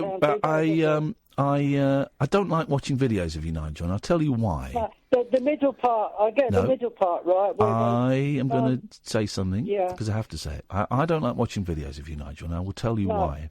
I came in like a wrecking ball. I got that part right in the middle. I'm going to tell you why. Because I think you are a precious, vulnerable soul, and I see videos of you, and I worry about you, and I worry about how you're coping with life, and I worry about who's going to look after you. At least it keeps me occupied. Exactly. When I make I think it's great that you do it, but I struggle to watch videos because it reminds me that you are very vulnerable. And it's good to be different as well, isn't it? It really is. It really, really is. I've heard that from. You hang in there, Nigel. Well, I rang you to cheer myself up because I'm sitting there, still thinking about Mum. Okay. And go and have a ham sandwich. Go and have a ham sandwich. No. Yes. Listen, Nigel, I'm going to let you go, man. It's nice to talk to you. See you later. Okay, nice to talk to you. I can't watch videos of him because it just brings home. It's more obvious when you see him that he is a vulnerable, precious soul that needs someone, in my opinion, to look after him. We all need someone to look after us. We all do, right? But some people need looking after a little bit more than others, right? And I think Nigel is one of those people that needs someone to put their arm around him and say, you know what, Nigel, it's going to be all right. I'm going to be with you and I'm going to cook for you. And don't you worry about these bills. I'm going to sort these bills out. And you sing and you play your drums. You do your creative stuff. And maybe let's not go on Facebook quite as much. And it worries me, it really worries me that Nigel, now his mum has gone, doesn't have anybody like that. He's got no family that talks to him. His brother doesn't talk to him, and who knows why. I'm not going to judge his brother because I don't know the situation. I would imagine there are reasons. This whole thing about the money, the whole confusion about the bills and the funeral costs and the warden and the citizen's advice and all of that. Here's what I hope. I really hope that he has not hit a rock bottom yet. That he does hit a rock bottom, and that rock bottom then allows the care system to move in and take control. Because it sounds like the care system, from what we're hearing from Nigel, we're getting like 8% of what's going on. It sounds like he's kind of not on their radar in a significant way, and I would like to hear that their radar has picked him up and is swooping in and is taking care of him. The don't go to the Citizens Advice Bureau thing is weird to me, but I wonder whether it's because they're looking after him, that he doesn't need to. What they're saying is you don't need to worry about that, it's all sorted. We just don't know.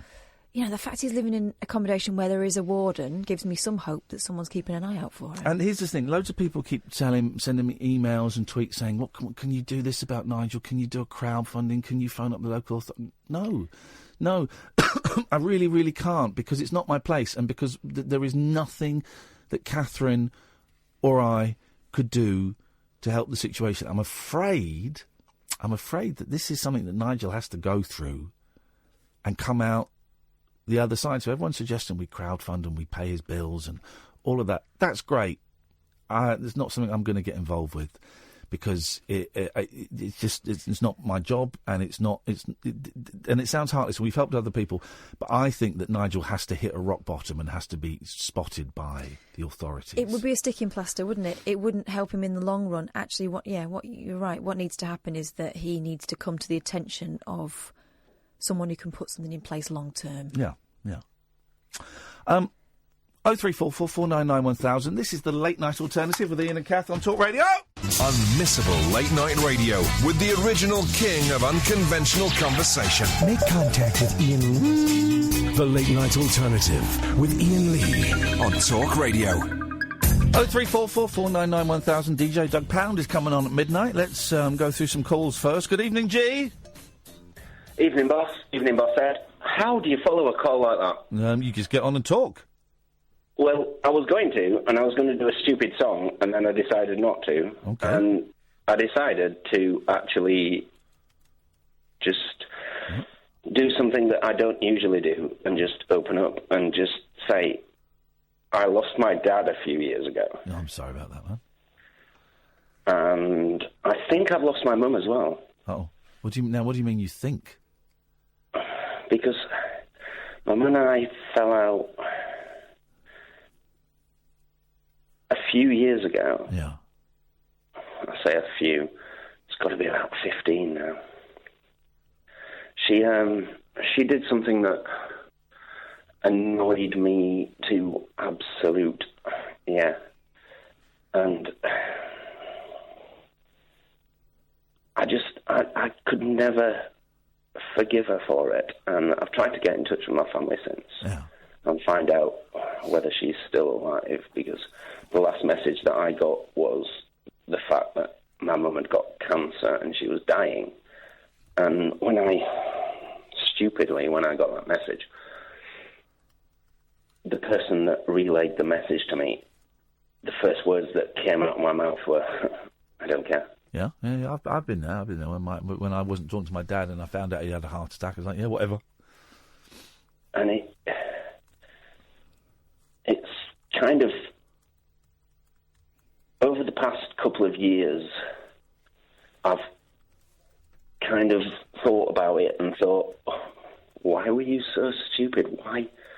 Why couldn't you show some support for that kind of news? Why couldn't you say, well, give her my number, let's get in touch? Well, you weren't. Here's one of the things, right? When my dad left when I was 15, and me and my sister made the conscious decision, well, we don't want to see any side of that family ever again, any of that side of the family again. And so, like 10 or 15 years later, my granddad died. 10 years later, my granddad died. Then a few years later, my nan died. I never saw them from the age of 15. I never saw them or spoke to them. And I'm kind of over it. Over it is not right. I've kind of worked through it now, and I'm as all right with it as I can be. But yeah, that was the dumbest thing ever. It wasn't. There were reasons. But it was my nan and granddad, and I didn't see them from the age of 15 until they died. I didn't see them, and boy, that was a dumb mistake. How definite are you that your mum is dead? Well, I'm not definite at all. Then why don't you try and find out? Serious message. Oh, I've tried, boss. Seriously, I've tried. I've got in touch with family members and said to them, can you let me know if Mum's okay? And they just come back with, we don't know. I don't have a number for her, and it's just, it's one of those things. It didn't eat at me until a couple of years later, when I actually sat down and thought, do you know what, G? You've probably lost your dad and your mum. Well, here's the thing. You don't know if you've lost your mum. You need a definite answer one way or another. And if she has passed, then you can, kick yourself in the arse and punish yourself and all that stuff if that's what you want to do. I suggest that you don't do that and that you work through it. But she may actually not be dead. And there might be a chance that you could see her one more time. See, this is the thing. I don't know whether I want to or not. Well, but listen to what you just said. You're worrying. I know, exactly. You're worrying that she's died and you've missed the chance to see her, but there is a chance that she's not dead and you could still get the chance to see her. I could, yeah. I could. But it's... Have you ever been torn between two decisions? Yeah. Do you want to see this person? Do you not want to see this person? When I didn't see my dad for years, and then I found a photo album and a watch that I knew meant a lot to him. So, and he'd been a dick and all of this, and so I got in touch and said, I got a photo album and a watch. Do you want them back? And he said, yeah. And I said, right, well, I'll meet you in London. And I intended to meet him and tell him what a dick I thought he was and go through the whole list of everything that he'd done wrong, okay? And give him that stuff and then say, now, F off. Yeah. And I got there and I saw him and I hadn't seen him for a few years and he looked old and I gave him his things and I did tell him everything. I did tell him most of the things that I thought he'd done wrong. I also then told him a few of the things that I had done wrong and I said, you know what? I forgive you. Oh, it was the best thing I could have done. I forgave him. And we had a nice chat. And I said, look, I don't want to call you Dad for a while. I don't know what I want, but actually it might be worth us opening up this line of communication and seeing where it goes. And then he got ill a couple of years later and he died. So that was that. But I'm so glad I made peace with him before he died, because I'd have been kicking myself. Then there is still a chance that you might be able to do that. Or even if it's not making peace, confront her and say, you did this, this, this and this, and that's why I've not been able to speak to you. Yeah. You're carrying it around, man. You don't need to. When I lost my dad, I mean, I grew up. This is one of the things that I really, really detest my mother for. I was 3 when my mum and my dad split up. And when I was 4 or 5, I can't remember which it was, but my mum actually told me that my dad was dead and he died of cancer. Yeah. And it wasn't until I was 16 that I actually found out from my grandma that my dad was actually alive and he only lived 10 miles away. Yeah. Now, I'd grown up grieving for my father. And when he did die a couple of years ago, from what I was told he died of anyway, cancer, I lost the ability to grieve. Yeah. But here's the thing. What I mean, the thing is, we're having a conversation on hypotheticals. You don't know if she's alive. Why don't you try and find out if she's alive? And if she isn't, just say, why did you do that? What was that about? That was weird. Why did you do that? And that's the reason I've not been able to talk to you, because you did that. That was messed up. What were you thinking? That was really effed up. Why would somebody, I don't know, that I trusted tell me that? I don't know. You have to ask her. My father. But I don't get time to ask her. You don't what? I asked her about 25 years ago. 25 years ago, man. 25 years have passed. She might give you a different answer this time. Maybe she would. No one's the same as they were 25 years ago. I agree completely. Yeah, exactly. Gee, I think you should try and find out if she's alive, first of all, because you're having all these hypotheticals and your brain is going out in an infinite number of directions. And she might be dead, in which case that halves some of the directions, or she might be alive, in which case that opens up a whole new set of problems and things to worry about. So my suggestion, I can only suggest, is you go and find out. Google her! Facebook her! That's where you type her name into Facebook. There's a start. Do you know what, boss? I think I will. Nice one, man. Let's know how it goes. Thank you very much, G. Let's go to Sheila. Good evening. You haven't got any pills, have you, Catherine? Yes, I have. I've got a blinding headache coming on. I can help you. Good evening, Sheila. Hello? Hello, Sheila. Hello. Hello, Sheila. Hello. I've got a similar situation. Hang on, I'll turn my radio Turn down. the radio off. Thank you. I've got a similar situation. I grew up with a mum and dad. Yeah. 5, 6 brothers. Five brothers and sisters. Yeah. I had a fantastic childhood. Yeah. We never had much money, but we just had a great childhood. Yeah. But when I was 16, I met my husband-to-be. Yeah. Who was 14. He's 2 years younger than me. Uh-oh. Yes. And we've been together ever since. We've been married now for 35 years. Blimey! Wowzers! Yeah. Sorry, Yes. excuse me, I'm just having some aspirin while I'm talking to you. Go on. I've got 2 fantastic daughters. Yeah. 5 brilliant grandchildren. Wowzers. I grew up, like I said, in a loving household. I had a mum and dad. But my husband, his father left when he was 4. Right. And it wasn't until my youngest child was 2 years old, which was 20-odd years after my husband had seen his father. Yeah. And they tried to make a go of it. He found us after we were looking for him. Yeah.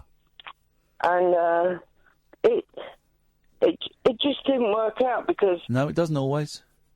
No, because my husband, from the age of 16, because like I said, we've been married all that time, 34 years, 35 years now. Yeah. But this man turned up in our life one day after we had 2 children, and he was like, "Oh, I thought you'd been to university." Oh. And he made my husband feel so small. I'd have kicked him up the arse and told him to get stuffed. Yeah, but that's what I'm saying. I was, we got married. He was 16, and we're still married. Yeah, that's We've great. got our signature. And he just turned up in 1993, I think it was. Yeah. My youngest child was 18 months. And he was like, "Oh, I thought you went to university." Yeah. And he just ruined our lives when he turned up. Well, did you boot him out? Well, yes. Good. There you go. Well done.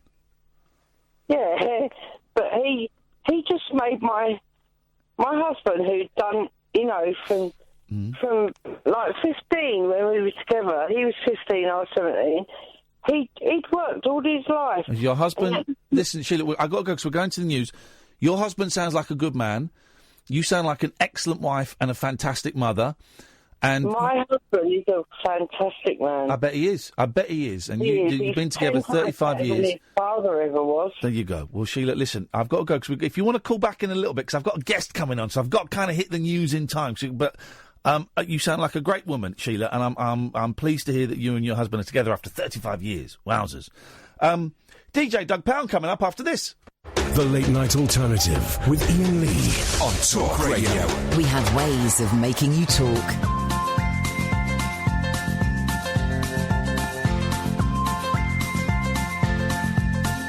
There's a voice that keeps on calling me.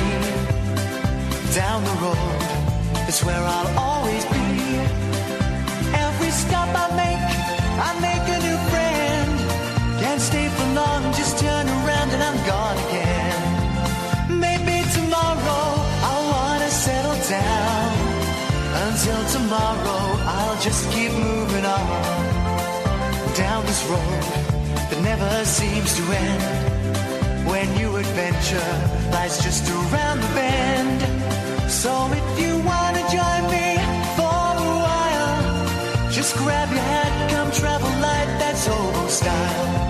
Maybe tomorrow I'll want to settle down. Until tomorrow, the whole world is my home.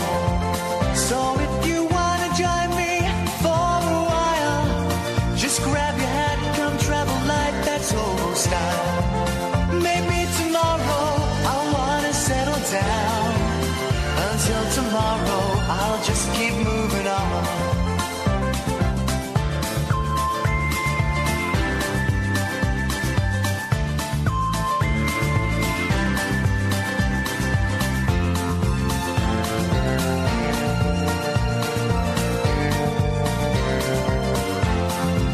Maybe tomorrow I'll want to settle down. Until tomorrow I'll just keep moving on.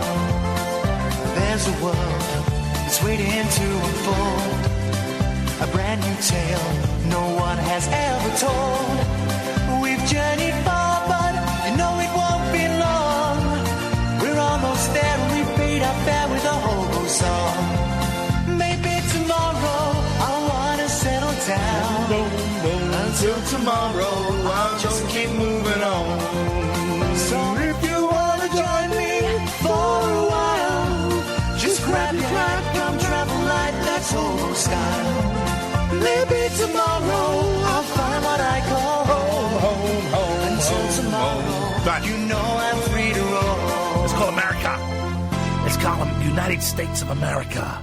They're going to call America and get our next guest up. I'm doing it in a rather shoddy way because I heard his podcast the other day where he was doing a phone out. And it was shoddy. So I'm trying to make him fail at home. Let's see if DJ Doug Pound is around. Oh, it's ringing. It's ringing. It's ringing. That's a bonus. Hey, is that Doug? Yes, it is. Hey, Doug, this is Iain Lee and Catherine Boyle. You're live on Talk Radio in the UK. How you doing, man? Hello. You are. Are you driving? I'm doing great.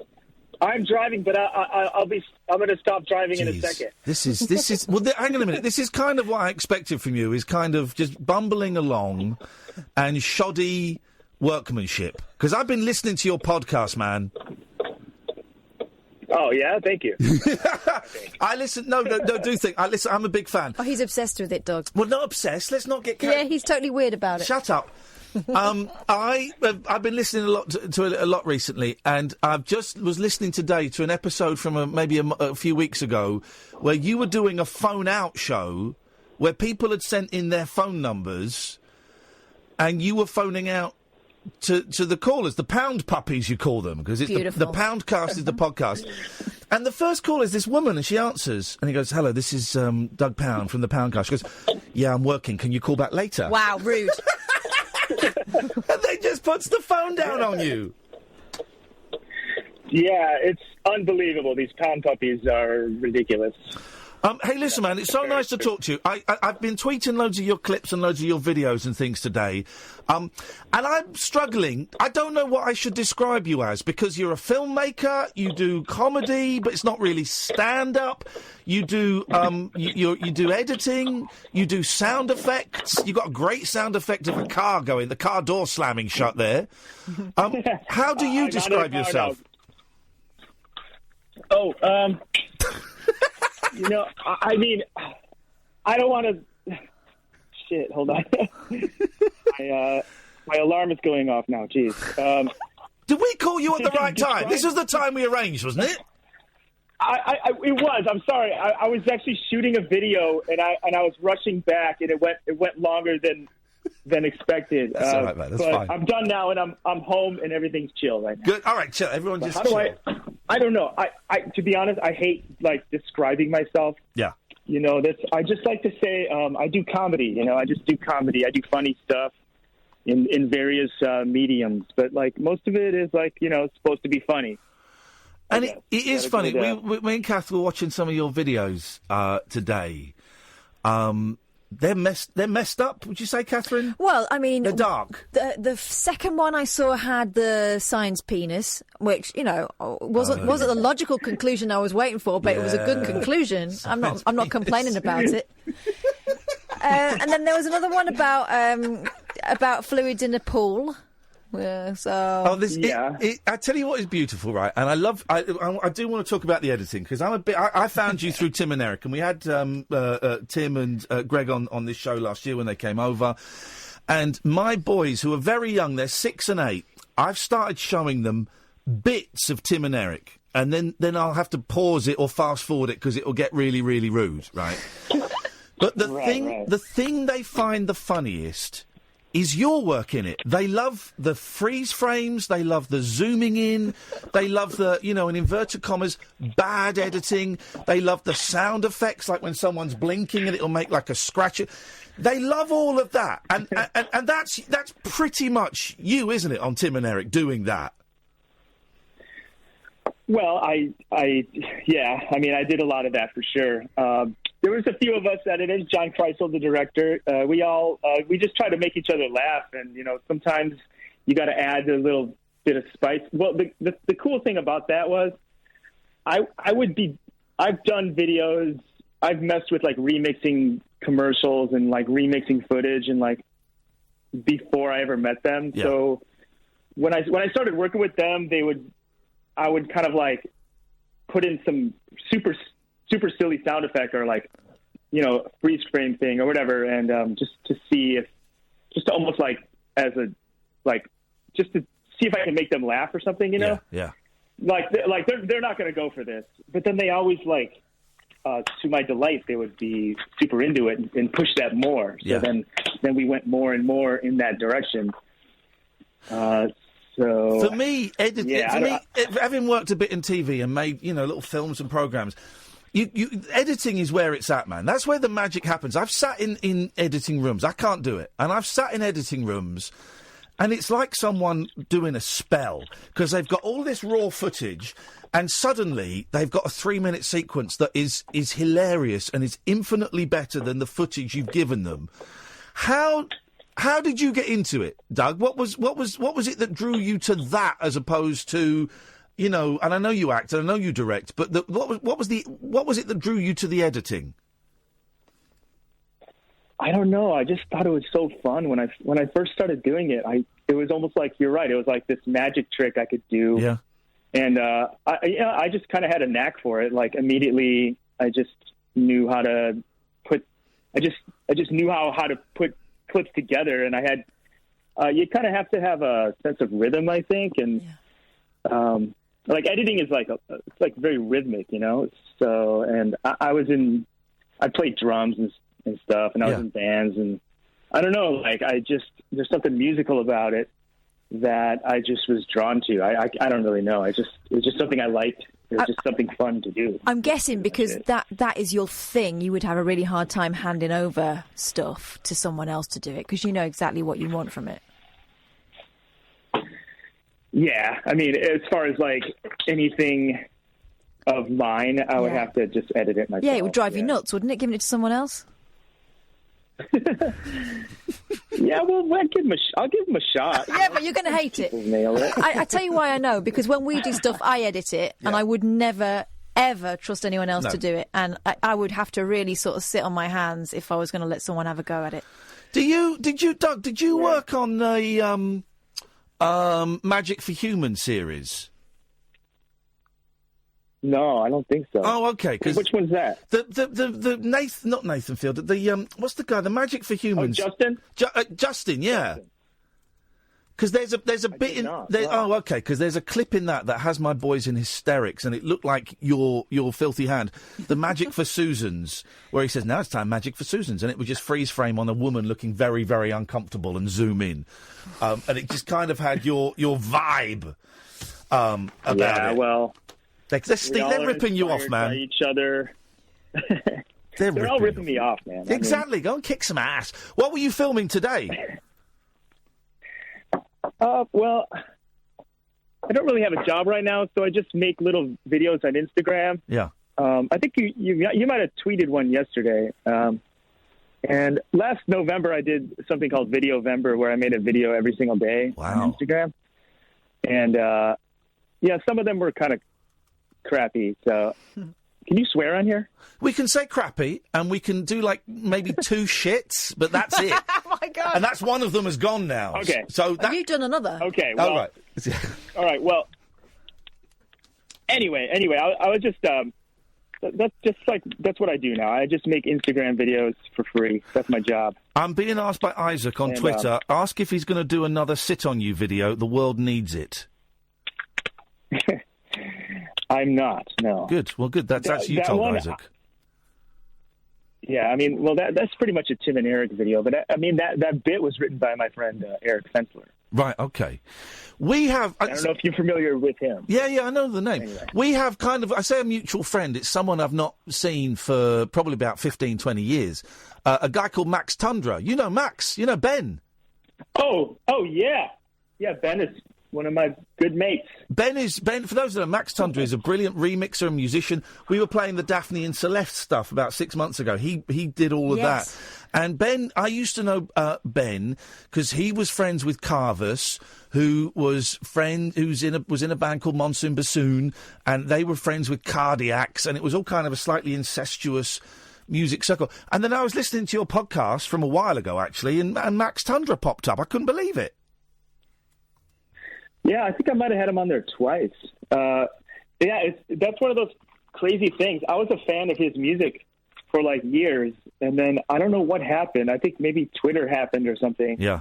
And then it turns out he knew who I was, and we were fans of each other. And I'm like, wow, like that's cool. Like, I don't know. I didn't think he would be a fan of mine because he's so brilliant. he is a genius. You know what I mean? I haven't spoken to him for years and years, but next time you see him, say hello. I'll tweet him. I'll tweet him because he's that's the beauty of Twitter. You do live shows, right? And I've heard you mention the live shows. What do you do in the live show? And I know you've opened for Tim and Eric, and I know you've just done some dates recently, including at the sparsely attended Drunken Unicorn. But I heard you talking about it on Tim's show, and just no one turned up. But what is your live show? What happens in it? Okay, well, I do stand-up comedy as a DJ, so I have a sampler and like a chaos pad, which is like an effects pad, and I do jokes, mostly like one-liner kind of jokes. Yeah. But a lot of times the punchline is a sound effect or like a clip of a song. Yeah. Or I change my voice and I go to a different character and I turn into an evil, different version of myself. Yeah. Or I just like it's basically like stand up with sound effects and beats, and it's like loud and obnoxious. See that description, stand up with sound effects and beats. I'm in, man, because I can't bear. I don't go to comedy at nights anymore unless it's something different, like Neil Hamburger last year.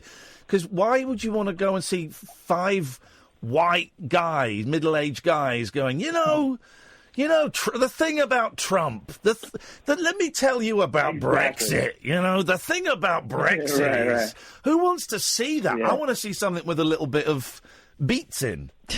I want beats. Well, I mean, me too. Well, I first started trying stand-up just like for fun about 2005, and then before that, I was trying to be Aphex Twin, but I was like no good at it. But I had some gear, and I messed around with I was okay at DJing, and I was like, I had some jokes, but I was okay at that. Yeah. But then when I put them together, it was like, well, then it's twice as good as okay. And then it was like pretty good. Okay, so okay times 2 is pretty good. That's the comedy maths. Okay times 2 is pretty good. Okay, we can work with that. Yeah. I love Poundcast. I discovered you after office hours. I think Tim Heidecker is a genius. I was thrilled to have him on the show last year, and I think office hours.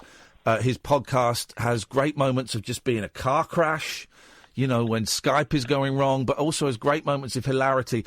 And I loved what you do with your sound effects and I don't know if you're using a soundboard or if you're just getting clips off YouTube or how you're getting your clips. But I love that. I wondered if I could audition some of my sound clips for you to see if you want to buy any of them off me. Oh, buy them. Okay. Well, yeah, let's hear them. Okay, here's the first one. This is one of my favourites. I've had this one about 13 years. Here we go. I've got a mouthful of sausage. It's an old lady saying, I've got a mouthful of sausage. Yeah. How much is that worth? That's pretty good. I could definitely use that. I can give you that for $5.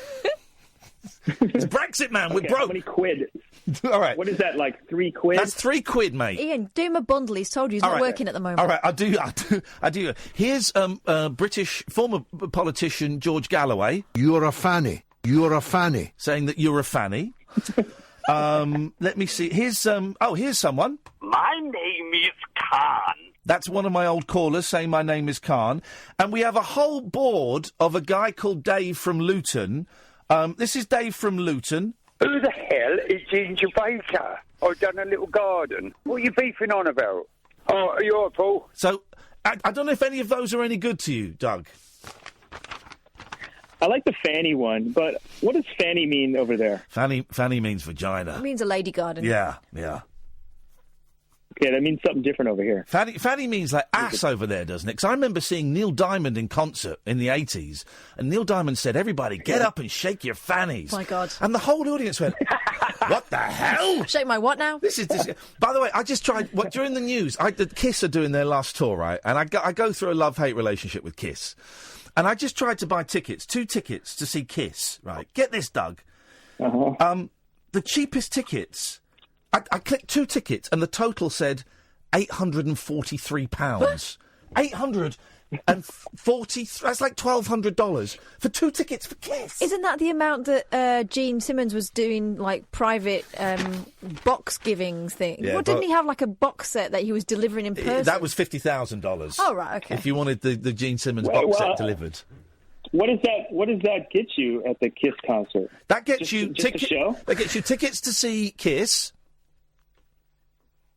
Yeah. And that's it. That's one free pint? That's it. No pints. No, you get tickets to see Kiss. You get tickets to see half of Kiss and 2 other people wearing Kiss makeup, badly playing Detroit Rock City. And you get to not be able to afford to eat for 3 months. That's it, man. Imagine that. $1,200 to see Kiss. They can get You stuff. actually like Kiss? Well, here, my favourite group is the Monkees, right? I love the Monkees. And then I kind of got into Kiss, ironically. I bought a book about them for $1 at an airport years ago. And I was reading it and thinking, I don't know any of these songs. I'm going to buy a greatest hits, and so I listened to it, and eventually I thought, this is like better than Led Zeppelin. Wow, you learn to love them. This is the greatest rock and roll band in the world. Now, I've met Gene Simmons, and he's a dick, and I really dislike him immensely. But I like Kiss, Doug. I like Kiss. What's your problem with that, man? Deal with it. Oh, okay. I'll just keep my mouth shut. I'm taking go on. You're not a fan of Kiss. Well, I mean, every time I hear them, they don't look like they sound, and that bothers me. Like, they look like they're going to be, like, hardcore devil worshipping. Yeah. Heavy rock. And then you listen to them, and it's like, we're gonna rock and roll all night. And it's cheesy. Corny, man. It's cheesy. Fanny music. Fanny music! My fanny is offended. Fanny music. You leave it out. We just had the guest. This is the kind of show you're on, Doug. The guest before you is a lady who's had her vagina bleached. Imagine that.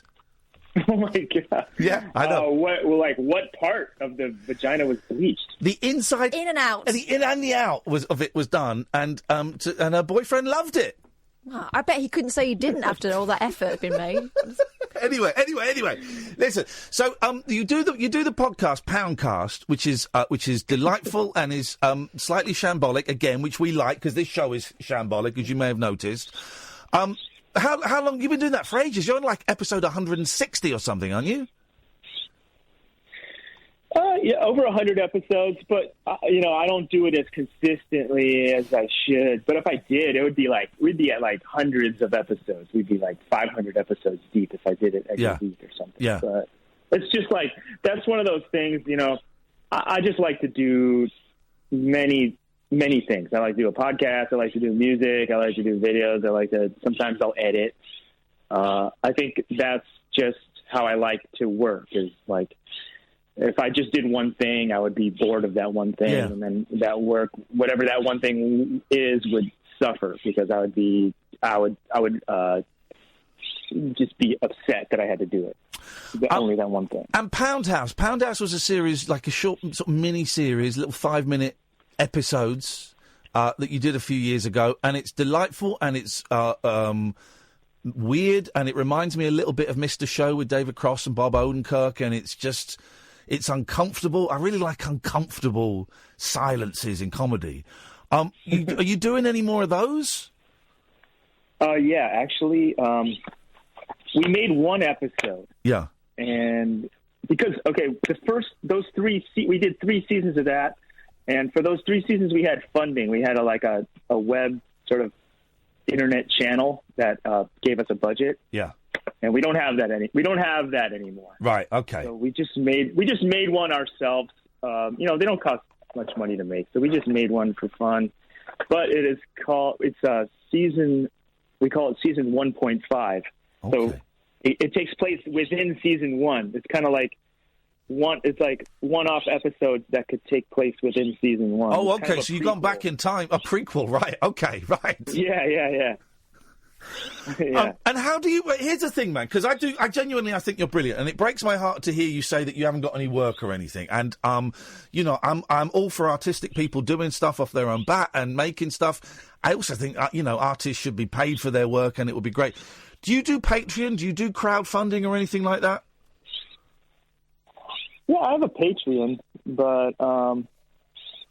Yeah, it feels kind of weird just saying, "Hey, give me free money." But I was thinking maybe we could crowdfund a season of Pound House or something like that. But that does feel a little weird. But I don't know. That's funny. I'm into it. You know what? I have an idea. Go on. Why don't you? Do you know any TV executives at Channel 4? Oh man, I know all of the TV executives. I swear to God, 20 years ago, I was huge at Channel 4. I own that place. You know more. They all refuse to have you in their office. Oh, now. they won't talk to me anymore. But I know them. Okay, well maybe you're the wrong person. But I'm ready to make the move. I'll go to London. I have one friend there. Max Tundra could be my one friend, and then we'll do a show. We'll do Pound House. It'll be a show about this guy who moves to London and how are things different for him. Yeah. Think of all the crazy adventures you could get involved with. Have you ever done any shows over here? No, I'm saying I love all the a lot of the shows that I saw that I've seen that come out of there are like some of my favorite stuff. Like all the stuff Chris Morris did. Yes. Is that his name? Yeah, it's like Jam and The Day Today and Brass Eye and, Look Around You, those guys. Yeah, Peter Serafinowicz and Robert Popper, yeah. Exactly. And what's the other show? Snuffbox. I mean, there's you guys have more interesting, I don't know, I think you guys, Garth Marenghi's Dark Place, I think there's a lot of more risk-taking or something. Well, you say that. I don't know, but we kind of think the same about you, because we look at things like Tim and Eric and Steve Brule and stuff like that and go, well, that's where it's happening. Over there, that's the. I mean, this is the Tim and Eric is a while ago now, but that's the kind of cool stuff. So seriously, man, come over, stay at Max Tundra's. When he gets bored, you can sleep in my spare room. I know people we can call in for favours. We can make a show for free, man. Come and do it. All right, let's do it. There we go. That's sorted. It's as easy as that. And what's funny is, what is interesting is when we came and did this radio show over in New York a while ago, and we met loads of podcasters and comedians and things like that. You are the first American we've spoken to that has been slightly embarrassed to say, yeah, I've got a Patreon and this is it. All the podcasters we met were like, yeah, I just want to say I've got Patreon, and if you go to my website, you can buy my T-shirts, and the T-shirts fund the shows. And I'll tell you something, though. I remember Kemda from Keith and the Girl says that she longs for the day when she no longer has to hustle. Yeah, yeah. So it gets tiring, I imagine. The hustle is a drag. Well, okay, look, here's my Patreon. Do it. Patreon.com/DougPound with 2 G's. Yeah, we go. Outrageous. You're asking us for free money. If you want to support me as an artist, you can sign up there. And if you do follow me on Patreon, you're going to get exclusive content. Here we go. That you can't see anywhere else. Here we go. Beautiful. Clips that are not unreleased content that you've not thought of yet. Great. For that's what I do every month. At the first, today's the first of the month. I'm gonna have to upload something. So at the first of the month, I forgot to do it today, but yeah, at the first of the month, I put some exclusive stuff up there. So it's not just, you're not just giving me money for nothing. You get a little something in return. I found it, and I'm gonna tweet the hell out of it. And also, it's not giving money for nothing. No, it's not. You're working and you're creating, man. And one of the problems with the internet now is that I can get a band's entire back catalogue for free from a torrent site, or everyone expects everything to be free, and they forget that making comedy and making films and making music and writing blogs and writing articles and books and things, that takes time and that takes skill, and we should pay artists for the work that they do. Yeah, I think what happens now is, people like me, maybe we make a bunch of free content, and then a bunch of people like it, and then if a bunch of people around the world are liking it, they'll come to the live show. Yeah, you're right. And then that's where you sell the tickets for $1,500. Wow, wowzers! Like Kiss. Kiss does. That's what Kiss are doing. Man, the crap of theirs I bought, they should be giving me money. Doug, it's so nice to talk to you, man. Honestly, I'm so glad that I kind of fell down the the Tim Heidecker rabbit hole, and we've discovered great people like Greg and Neil Hamburger and you, and I hope you get paid a shed load of money someday. I also have to thank you as well for putting Enigma's Return to Innocence back in my mind after about 25 years. What a beautiful moment. It was a lovely moment, man. That's two wet crew. Yeah. That's right. I loved it. Thank you so much. Yeah. We love you, Doug. And listen, anytime you want to plug anything or anything, send me a tweet, come on the show. You'd be very, very welcome, man. Brilliant. Thank you so much for having me, and I'll see you in London when I move there shortly. See you next week, man. Thanks a lot. Take care, Doug. Bye-bye. Bye, Doug. That's DJ Doug Pound. I'm going to tweet all of his Patreon and all of that stuff. And because, it's not stuff for free. It's people put in work and effort and things like that. 0344 499 1000 is the telephone number. This is the Late Night Alternative on Talk Radio. The Late Night Alternative with Iain Lee on Talk Radio. We'll get you talking. I've just signed up for $6 a month. That's $6 a month. You're going to get some exclusive content. $6 a month for Doug Pound. I like that. I liked him a lot. I'm just trying to let me. I want to share this on Twitter. There we go. Just tweeted it. Now I've just tweeted the link. Get in there, guys. 0344 499 1000 is the telephone number. If you want to give us a call, you'd be very, very welcome to. That's what Andrew's done. Oh, thank goodness. Thank goodness for Andrew. Hello. Hello, Andrew. I was just phoning up to talk about, I guess I'm quite similar to your last guest. Oh. I'm a stand-up as well, but the reason I'm phoning is, I'm turning 40 next month. Okay. And I'm genuinely, scared about it. Go on, why? Everyone keeps asking me, how do you feel about turning 40 and stuff, and, I don't know how I'm supposed to feel. I mean, I don't know what that means, if that means I'm proper old now, or... How does it make... Well, how does it make you feel? How are you feeling at the thought of it? I'm a bit scared, to be honest. Yeah. I don't know. I think I never imagined being 40, and now that I am, I don't really know how to deal with it. I feel like I should be more grown up. No. But I'm not. No. There's no point in being grown up. You're as grown up as you are, right? I cried on my 30th. 40, I was like, man, okay. Yeah. I'm approaching 50 now, and that's worrying me. At the age of 45 and a half, 50 is concerning me. But I know what you mean about it's everyone else's expectations. You're just going through another day, another birthday. Who cares? You're not 12 anymore. You're not counting down to them and saying, I'm in double figures, all that stuff. It's everyone else going, what are you going to do for your birthday? Or, how do you feel about it? And I felt blah about it too. Yeah. Yeah, it's weird because, a lot of the friends I've made, I guess through the stand-up thing, I've met in the past 7 years. Yeah. And when they find out, I'm turning 40, everyone just kind of seems to go white and go, you're going to be 40. And then they kind of go, and then they go, that's a nice thing. We didn't think you looked 40, but then it means, I don't know, I feel like it's, Christ, that means I'm about to die or something. Well, but it's really weird, when you just played... what it means is you literally didn't die. Yeah. Yeah. So well done. You're winning. You're winning, man. But I don't know, I'm getting really emotional about it, when you just played the theme tune off the List Hobo. Yes. I was crying, and I don't know, it's really affected me massively. I don't know what to do about it.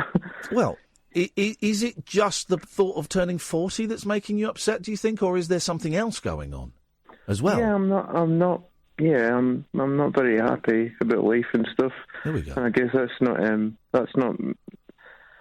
not making it any easier. No. And is there anything in your life that is going wrong or is not going the way that you planned, or is it just a general, kind of vague sadness? Yeah, it's kind of it is like a vague sadness, and I don't feel like very healthy. Like I don't know if you remember, but I'm the guy that phoned you up in the summer and didn't want shit people to come and visit him in hospital. I remember. What was this? He was stuck in a hospital bed and boring people coming to see him, and he couldn't get away from them. I found that hilarious. Yes. So that's me, and I don't feel very physically well, and so I'm getting a bit down now, and trying to get better, but at the same time, just everyone going, "Oh, you're 40 now," and just going, some part of my head just going like, "What's even?" It don't mean anything. It don't mean anything. Here's the thing: 40 don't mean anything. May I suggest an excellent book by a guest we had on the show, a writer called Miranda Sawyer, and the book is called Out of Time, and it is about midlife. Is she the music journalist? Yeah. She's brilliant, and it's about midlife crises. But it's about midlife crises in a really sensible, kind of grown-up way. I'm not saying you're going through a midlife crisis. No, she'll probably tell you. She would tell you that you're too young to be having the sort of crisis she's talking about. But it might just help put a few things in perspective. It really made me think. It's one of the best books I've read ever. Yeah. It was great, and it just helped me put a few things in perspective. So I suggest that. Oh, brilliant! Thanks. How physically? What are you doing to get better? Are you? How's that looking? Well, I am actually getting a lot better. Like, I was supposed to have a heart transplant, and I got a test recently, and it says that I'm too well. I don't need one. And you're too well, did you say? Or too well? All right, that's great news. Too well. Yeah, I know that's the weird thing, but because I'm turning 40, it's strange. I feel like, well, maybe I should just be dying. I don't know. It's weird. Don't say that. I'm 41. Can I put my I'm taking my radio presenter hat off, and I'm going to put on my armchair psychiatrist and psychologist hat on. It sounds to me where this malaise, this melancholy, this depression is coming from is not the 40, although that's kind of a symbol, but you've come really, really close at a very young age to death. Does that sound about right? Oh, you're breaking up, man. Go back to wherever you were. Yeah. Oh, Andrew, go back. Go back. I am back. There you are. Yes. Does that make sense? It sounds like you've been really... You're talking about heart transplants at 39. That is coming very, very... That is, looking at death in a way that most people don't have to do at that age. Yeah. And that's going to F you up, man. That is going to make you question a lot of things. Like, have I done enough? Am I where I thought I was going to be? What happens if I die? What do I want to do with the rest of my life? Do I want these people around me? And if I'm anywhere close, that stuff is going to make you depressed. Yeah, you're right. Does that make sense? Makes complete sense. Yeah, you're totally right. I just don't know how to... I'm kind of aware of it, but I don't know how to fix it. Well, no, that is the big question. Being aware of it is a big part of fixing it. That's the thing. If you know kind of what the problem is, then you can start working on it. And unfortunately, a lot of people don't know why they're not feeling great, and so they can't sort it out. Are you seeing? I'm guessing you're seeing doctors and medical staff anyway. Do you ever mention the fact that you feel like this, or do you just go in and talk about the heart stuff? I do a little bit, but I don't know. I guess this part of me that kind of goes, well, there's no real point in doing that. Sometimes you can just be unhappy with your life, and that's a real thing, isn't it? It's not depression; it's a real thing. Yeah, but you deserve to be happy. You deserve that, man. You sound like a good man, and you deserve happiness. Thank you. And you can achieve it. I don't know how you achieve it. Maybe it's talking to someone regularly. Maybe it's taking antidepressants. Maybe it's changing. Maybe it's moving. Maybe it's changing jobs. Maybe it's not doing stand-up. Maybe it's doing more stuff. I don't know. Yeah. But you can be happy, Andrew. I know it. Thanks, man. You're a good man. You're a good man, and you can do this. I mean, listen. Also, you've not been out of hospital that long. I was going to say, give yourself a chance to recover. You've been through a hell of a lot. I bet you're knackered. Yeah. I bet, yeah. That doesn't help, does it? You come out of hospital, it's cold and it's grey and it's winter and it's dark and, get better physically, and I think you can turn this around. I know you can turn this around. I know it. Thanks, that's really encouraging. And don't worry about crying. I've got an issue with my youngest. He's crying a bit at the moment, and he doesn't know why. And I have to keep reassuring him that he can talk to me about anything, if there's anything that's bothering him. But also, I said to him, do you feel better after you cry? He says, yeah, I feel a lot better. I said, well, then cry.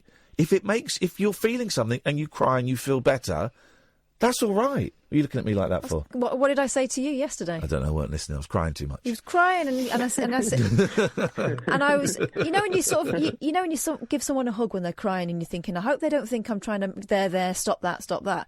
Let it out, man. It's got to come out, and it's healthy to do that. Yeah, it does make you feel slightly better. I know we have. Yeah, it's a little release valve, a little pressure valve where you're taking the pressure off, and there's Samaritans. We talk about Samaritans a lot. They're out there and they're free and they're anonymous. If it gets too much, if you just want to let off steam, hey, listen, you can phone this show anytime you want. But if we're not on or you don't fancy coming on the radio, phone the Samaritans, and they can be different from phoning up a friend or anything like that. Listen, I have to go because I'm late for the ads and I've got a few more calls. Thank you very much. No. Oh, no, sir. Thank you. Thank you for sharing that with us because you will have helped a lot of people. Can we speak again next week? Yes, of course. If you feel up to it, brother, give us a call, okay? Okay. Take care, man. Thank you. Good night. Bye-bye. Good night. What a nice guy. Everyone's struggling, man. Everyone is struggling. We get idiots like that, John from North London. Oh, shoot yourself, you deserve it. Yeah, but that's not coming from a happy place, is it? No. These are the people I want to talk to. Right, another few minutes. We've got Ian, we've got Pete, we've got Jack. We'll come to you in a second. This is the Late Night Alternative on Talk Radio.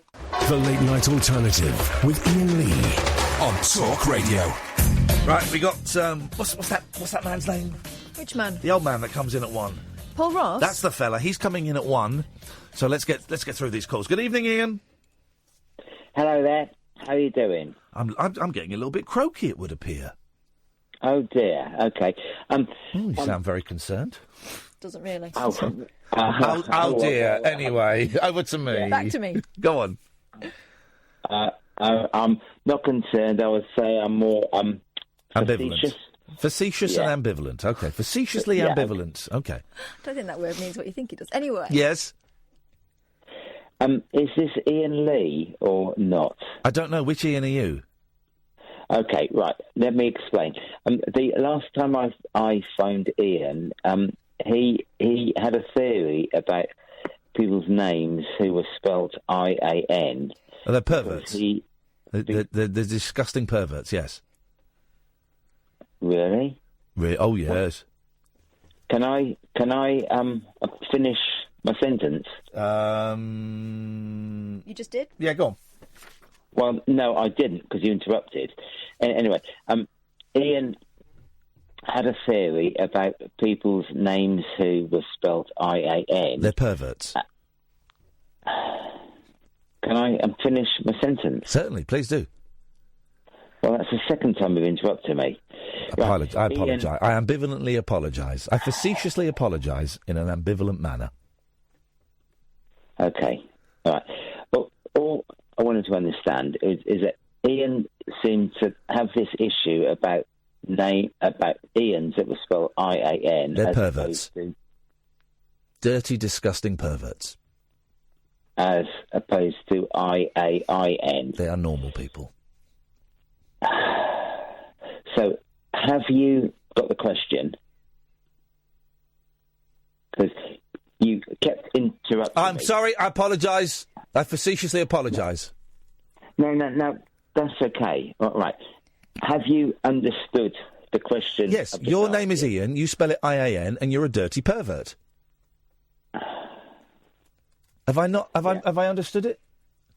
No, I also asked a question. Have you understood the question, and can you give me an answer? Is the question, have you understood the question? My question is, there are two ways of spelling Iain. Correct.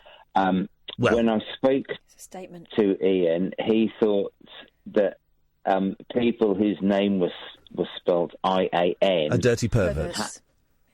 Had an issue, all right? Now, sexual perversion. People who spell their name IAN have an issue or not? Yes. Or are you just going to say pervert? I believe they have an issue, and the issue is perversion of a sexual nature.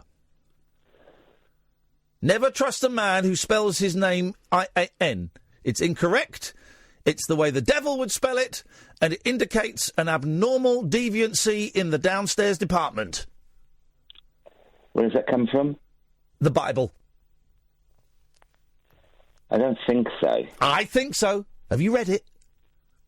I have, and I cannot say that there is a Saint Iain, so I'm not sure where you... I did not... There wouldn't be, because he's a pervert. Exactly. But there is a Saint Iain with an IAIN, who's the saint of wooden spoons, collectibles, and panini stickers. But there is no Saint Iain IAM because they are dirty perverts. What's your perversion, Iain? Well, I don't have one. Well, you don't think it's a perversion, but society would. So what is it? Rubbing yourself against escalators? No. Touching spoons with your testicles? No. What gets your rocks off? Get you going, man. What is it? Come on, share it with me, man. I want to know what gets you high. Well, nothing really. I'm sorry. I wanted to know why Iain Lee thought that IAN. I tell you what, we've had some fun. Shall I put you through to Iain Lee now? Well, I did start off this conversation by asking if I was talking to Iain Lee. Yep. Yeah, please do. Yeah, okay, shall I put you through to Iain Lee now? Yes, please. Okay. You're going to hear the radio go silent, and then you'll be on the air in a second. Is that okay? Fine. Thank you, caller. You're listening to Talk Radio. Let's go to... Where should we go to next? Let's go to Iain. Good evening, Iain. Yeah. You're live on Talk Radio, and what have you got for us, mate? Welcome to the show. Hi, Iain. When I've spoken in the past, you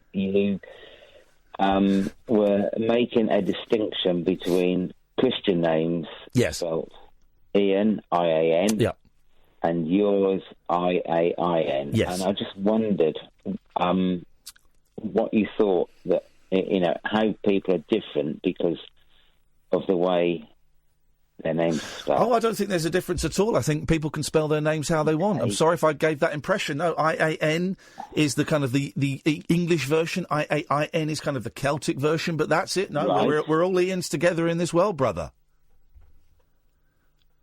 Oh, right. Fine. Hope that answers your question, Iain. Thanks for the call, mate. Okay. You dirty pervert. 0344 499 1000.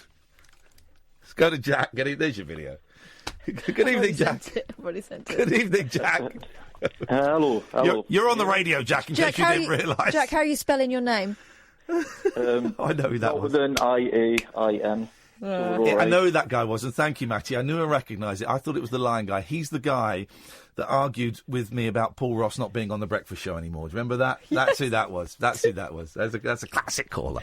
Anyway, go on, Jack. We've not got much time because Paul Ross is I can sense anger. Absolutely. I was going to say, I know we're running low on time. We're running low, yes. So if I could just briefly explain, obviously, the background to this call. Yeah, go on. To be fair, before you went on I'm a Celebrity, I didn't know who you were. Yeah. Right. I enjoyed you on that. I followed you on Twitter. Thank you, and I found you entertaining, intelligent, and really inspiring with some of the stuff. This is the first time I've listened to the show. He's gone right off. I take all that back. Yeah, gone right off you. No, I've read your tweets over the last few days, obviously, about the medication. Yes, man. And I had a question, and I listened to the show to see if it would be answered. Go on. I don't think it has been, but I think that I can't be the only one who wants to know this. You seem very negative about the medication and how it's affected you. Oh, yeah. And I just wondered, for someone like me, I'm dealing with a lot. Yes. Do you regret? Would you have faced your battles without chemical help? Oh, God, no. If you could have your time again? No. The only negativity I've got about the medication now is coming off it is it's screwing my head and my soul up massively. But, I've been on antidepressants, various different ones, for years and years and years. And I can pretty much say, Jack, hand on heart, it was totally the right thing for me to do, and that if I had not taken antidepressants, I would probably be dead by now. So it is worth it. For me, it was. I would never advise anyone to do it. I would speak to your doctor. I would speak to your family. I would search your soul and meditate on it. All I can do is share my experience. But for me, it saved my life, without a shadow of a doubt. It was just with all the, the almost vitriol towards it on Twitter. I just thought, I'm a man who's tried to take my own life before. Oh, man. Well, and I'm glad coming you up did, with a very difficult time in the year for me, personally. Yeah, Christmas is and tough. I'm just trying to work out what to do. And I've never been on antidepressants. Listen, the only vitriol I've got... There are side effects. One of the side effects, I'm going to say it now, Paul Ross has come in the room. I've not been able to come for ages. Sorry, Paul. But... Taxi! And there are other side effects. But the vitriol for me is just coming off them is it's hell, man. But the last few years, they've saved my life. Totally. That's my experience. I could never advise you, Jack, and I wouldn't, but I would certainly suggest you talk to a doctor and you speak to your friends and family about it. And maybe give us a call tomorrow or next week so that we can have a bit of a longer chat. No, I will. And before I go, because obviously I know time constraints, but can I just say, obviously, tuned into the show tonight. Yeah. I'll certainly be tuning in again. Hey, bless you, brother. And thank you for helping me make a decision. God Jack, bless you, mate. Give us a call again and we'll have a bit longer to speak, I promise. And best of luck, man. No bother. God bless you. Take care, fella. Ta-ta. There we go. Good evening, Paul Ross. Good evening. May I say something sincere, which is unusual for me? Oh? You two do a fantastic job as entertainers, a great double act, sometimes with two straight men, but, you're a great combo. Yes. And then every now and again, something like that happens, and I'm thinking, I'm in the presence of something, and I've been in this business a long time, and that was... You two are just fantastic. May I say that? Without being, I don't want to borrow money. I don't want to, I'm not after anything else. But really, seriously, this is an amazing show, and I'm privileged. I'm privileged. You're my warm-up men. Thank you. Well, no, seriously. 2 hours ago... I couldn't keep it going, but that was brilliant. 2 hours ago, we had a woman on who'd had her vagina bleached. So it's, it's ups and downs, and peaks I asked and her troughs. whether she preferred to have a nice new top instead. Thank you, Paul. You're very kind. Instead of a new bottom. We can't take compliments, but... You had to go there, didn't you, Kath? I didn't go there. What is on your show tonight? We are talking to a man tonight I cannot wait, called Dexter Bruised Head. He's a Native American, okay? He's from Canada, and he's taking part in their sport, which is basically they get on horses and ride at each other and kind of joust with fists and heads. It's a I know. Dexter Bruised Head. He's not. We've double-checked him, triangulated him. This is a real thing. It's on some of the smaller channels in Canada. I can't remember off the top of my head the name of the sport. So they're like just they're having a go. They're having a go with each other, getting close to each other. It was originally a rite of passage for the kind of those Canadian Native Americans, and actually, so I'm looking forward to that very much. We're crossing live to Mexico because it's still the Day of the Dead there. And we're taking part in a kind of tour of the dead. We're hoping to go live to a Mexican cemetery where they are washing the bones of their ancestors, which should be interesting. Also, a couple of brilliant. I've done the interview already. Wonderful pair of Norwegian sisters who came in who've written a remarkable book called Adventures in Memory. If you want to have it or what you can, it's a brilliant read. And one's a neuropsychologist. And one's a very well-regarded Norwegian novelist. And they've come together, like Henry James and his brother William James would have done, who was a psychologist, and written this amazing book about memory, what it means in evolution. And they were just fantastic. Because I'm expecting to rather do a Scandinavian hurdy-gurdy, without being xenophobic, but I kind of am. Yeah, a little bit. But they came in like they come in from some Hindu. They were fantastic. So I had a great night. So we've got those on the show as well. So a mixed bag and the usual old tosh. Talk about Day of the Dead. Have you seen the film Coco? Yeah, it's great, isn't it? Wow. They had a mass screening of that for the caravan of people trying to get into the United States.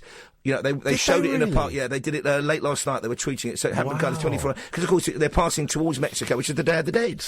Lovely film, movie. isn't it? Saw that with the boys, and the boys were in tears. I was in tears. But laughed a lot as well. One of the great things about Arthur C. Clarke was he wrote a book called Profiles of the Future at the back end of the 40s. He predicted, communication satellites. And one of the things he says, which is buried in that book, and I reread it recently, he says, the big advance, he said, in art over the next... And this was in 1949, 1950s. He says it's going to be in animated films. And how right he was, how prescient. Before computers were he thought, this is what's going to... Because he'd seen things like Fantasia and the Disney films and the Silly Symphonies. And he said, no, something's going to happen, and that's going to be the next big breakthrough. Paul Ross is coming up next. We're back tonight at 10. Ta-ta!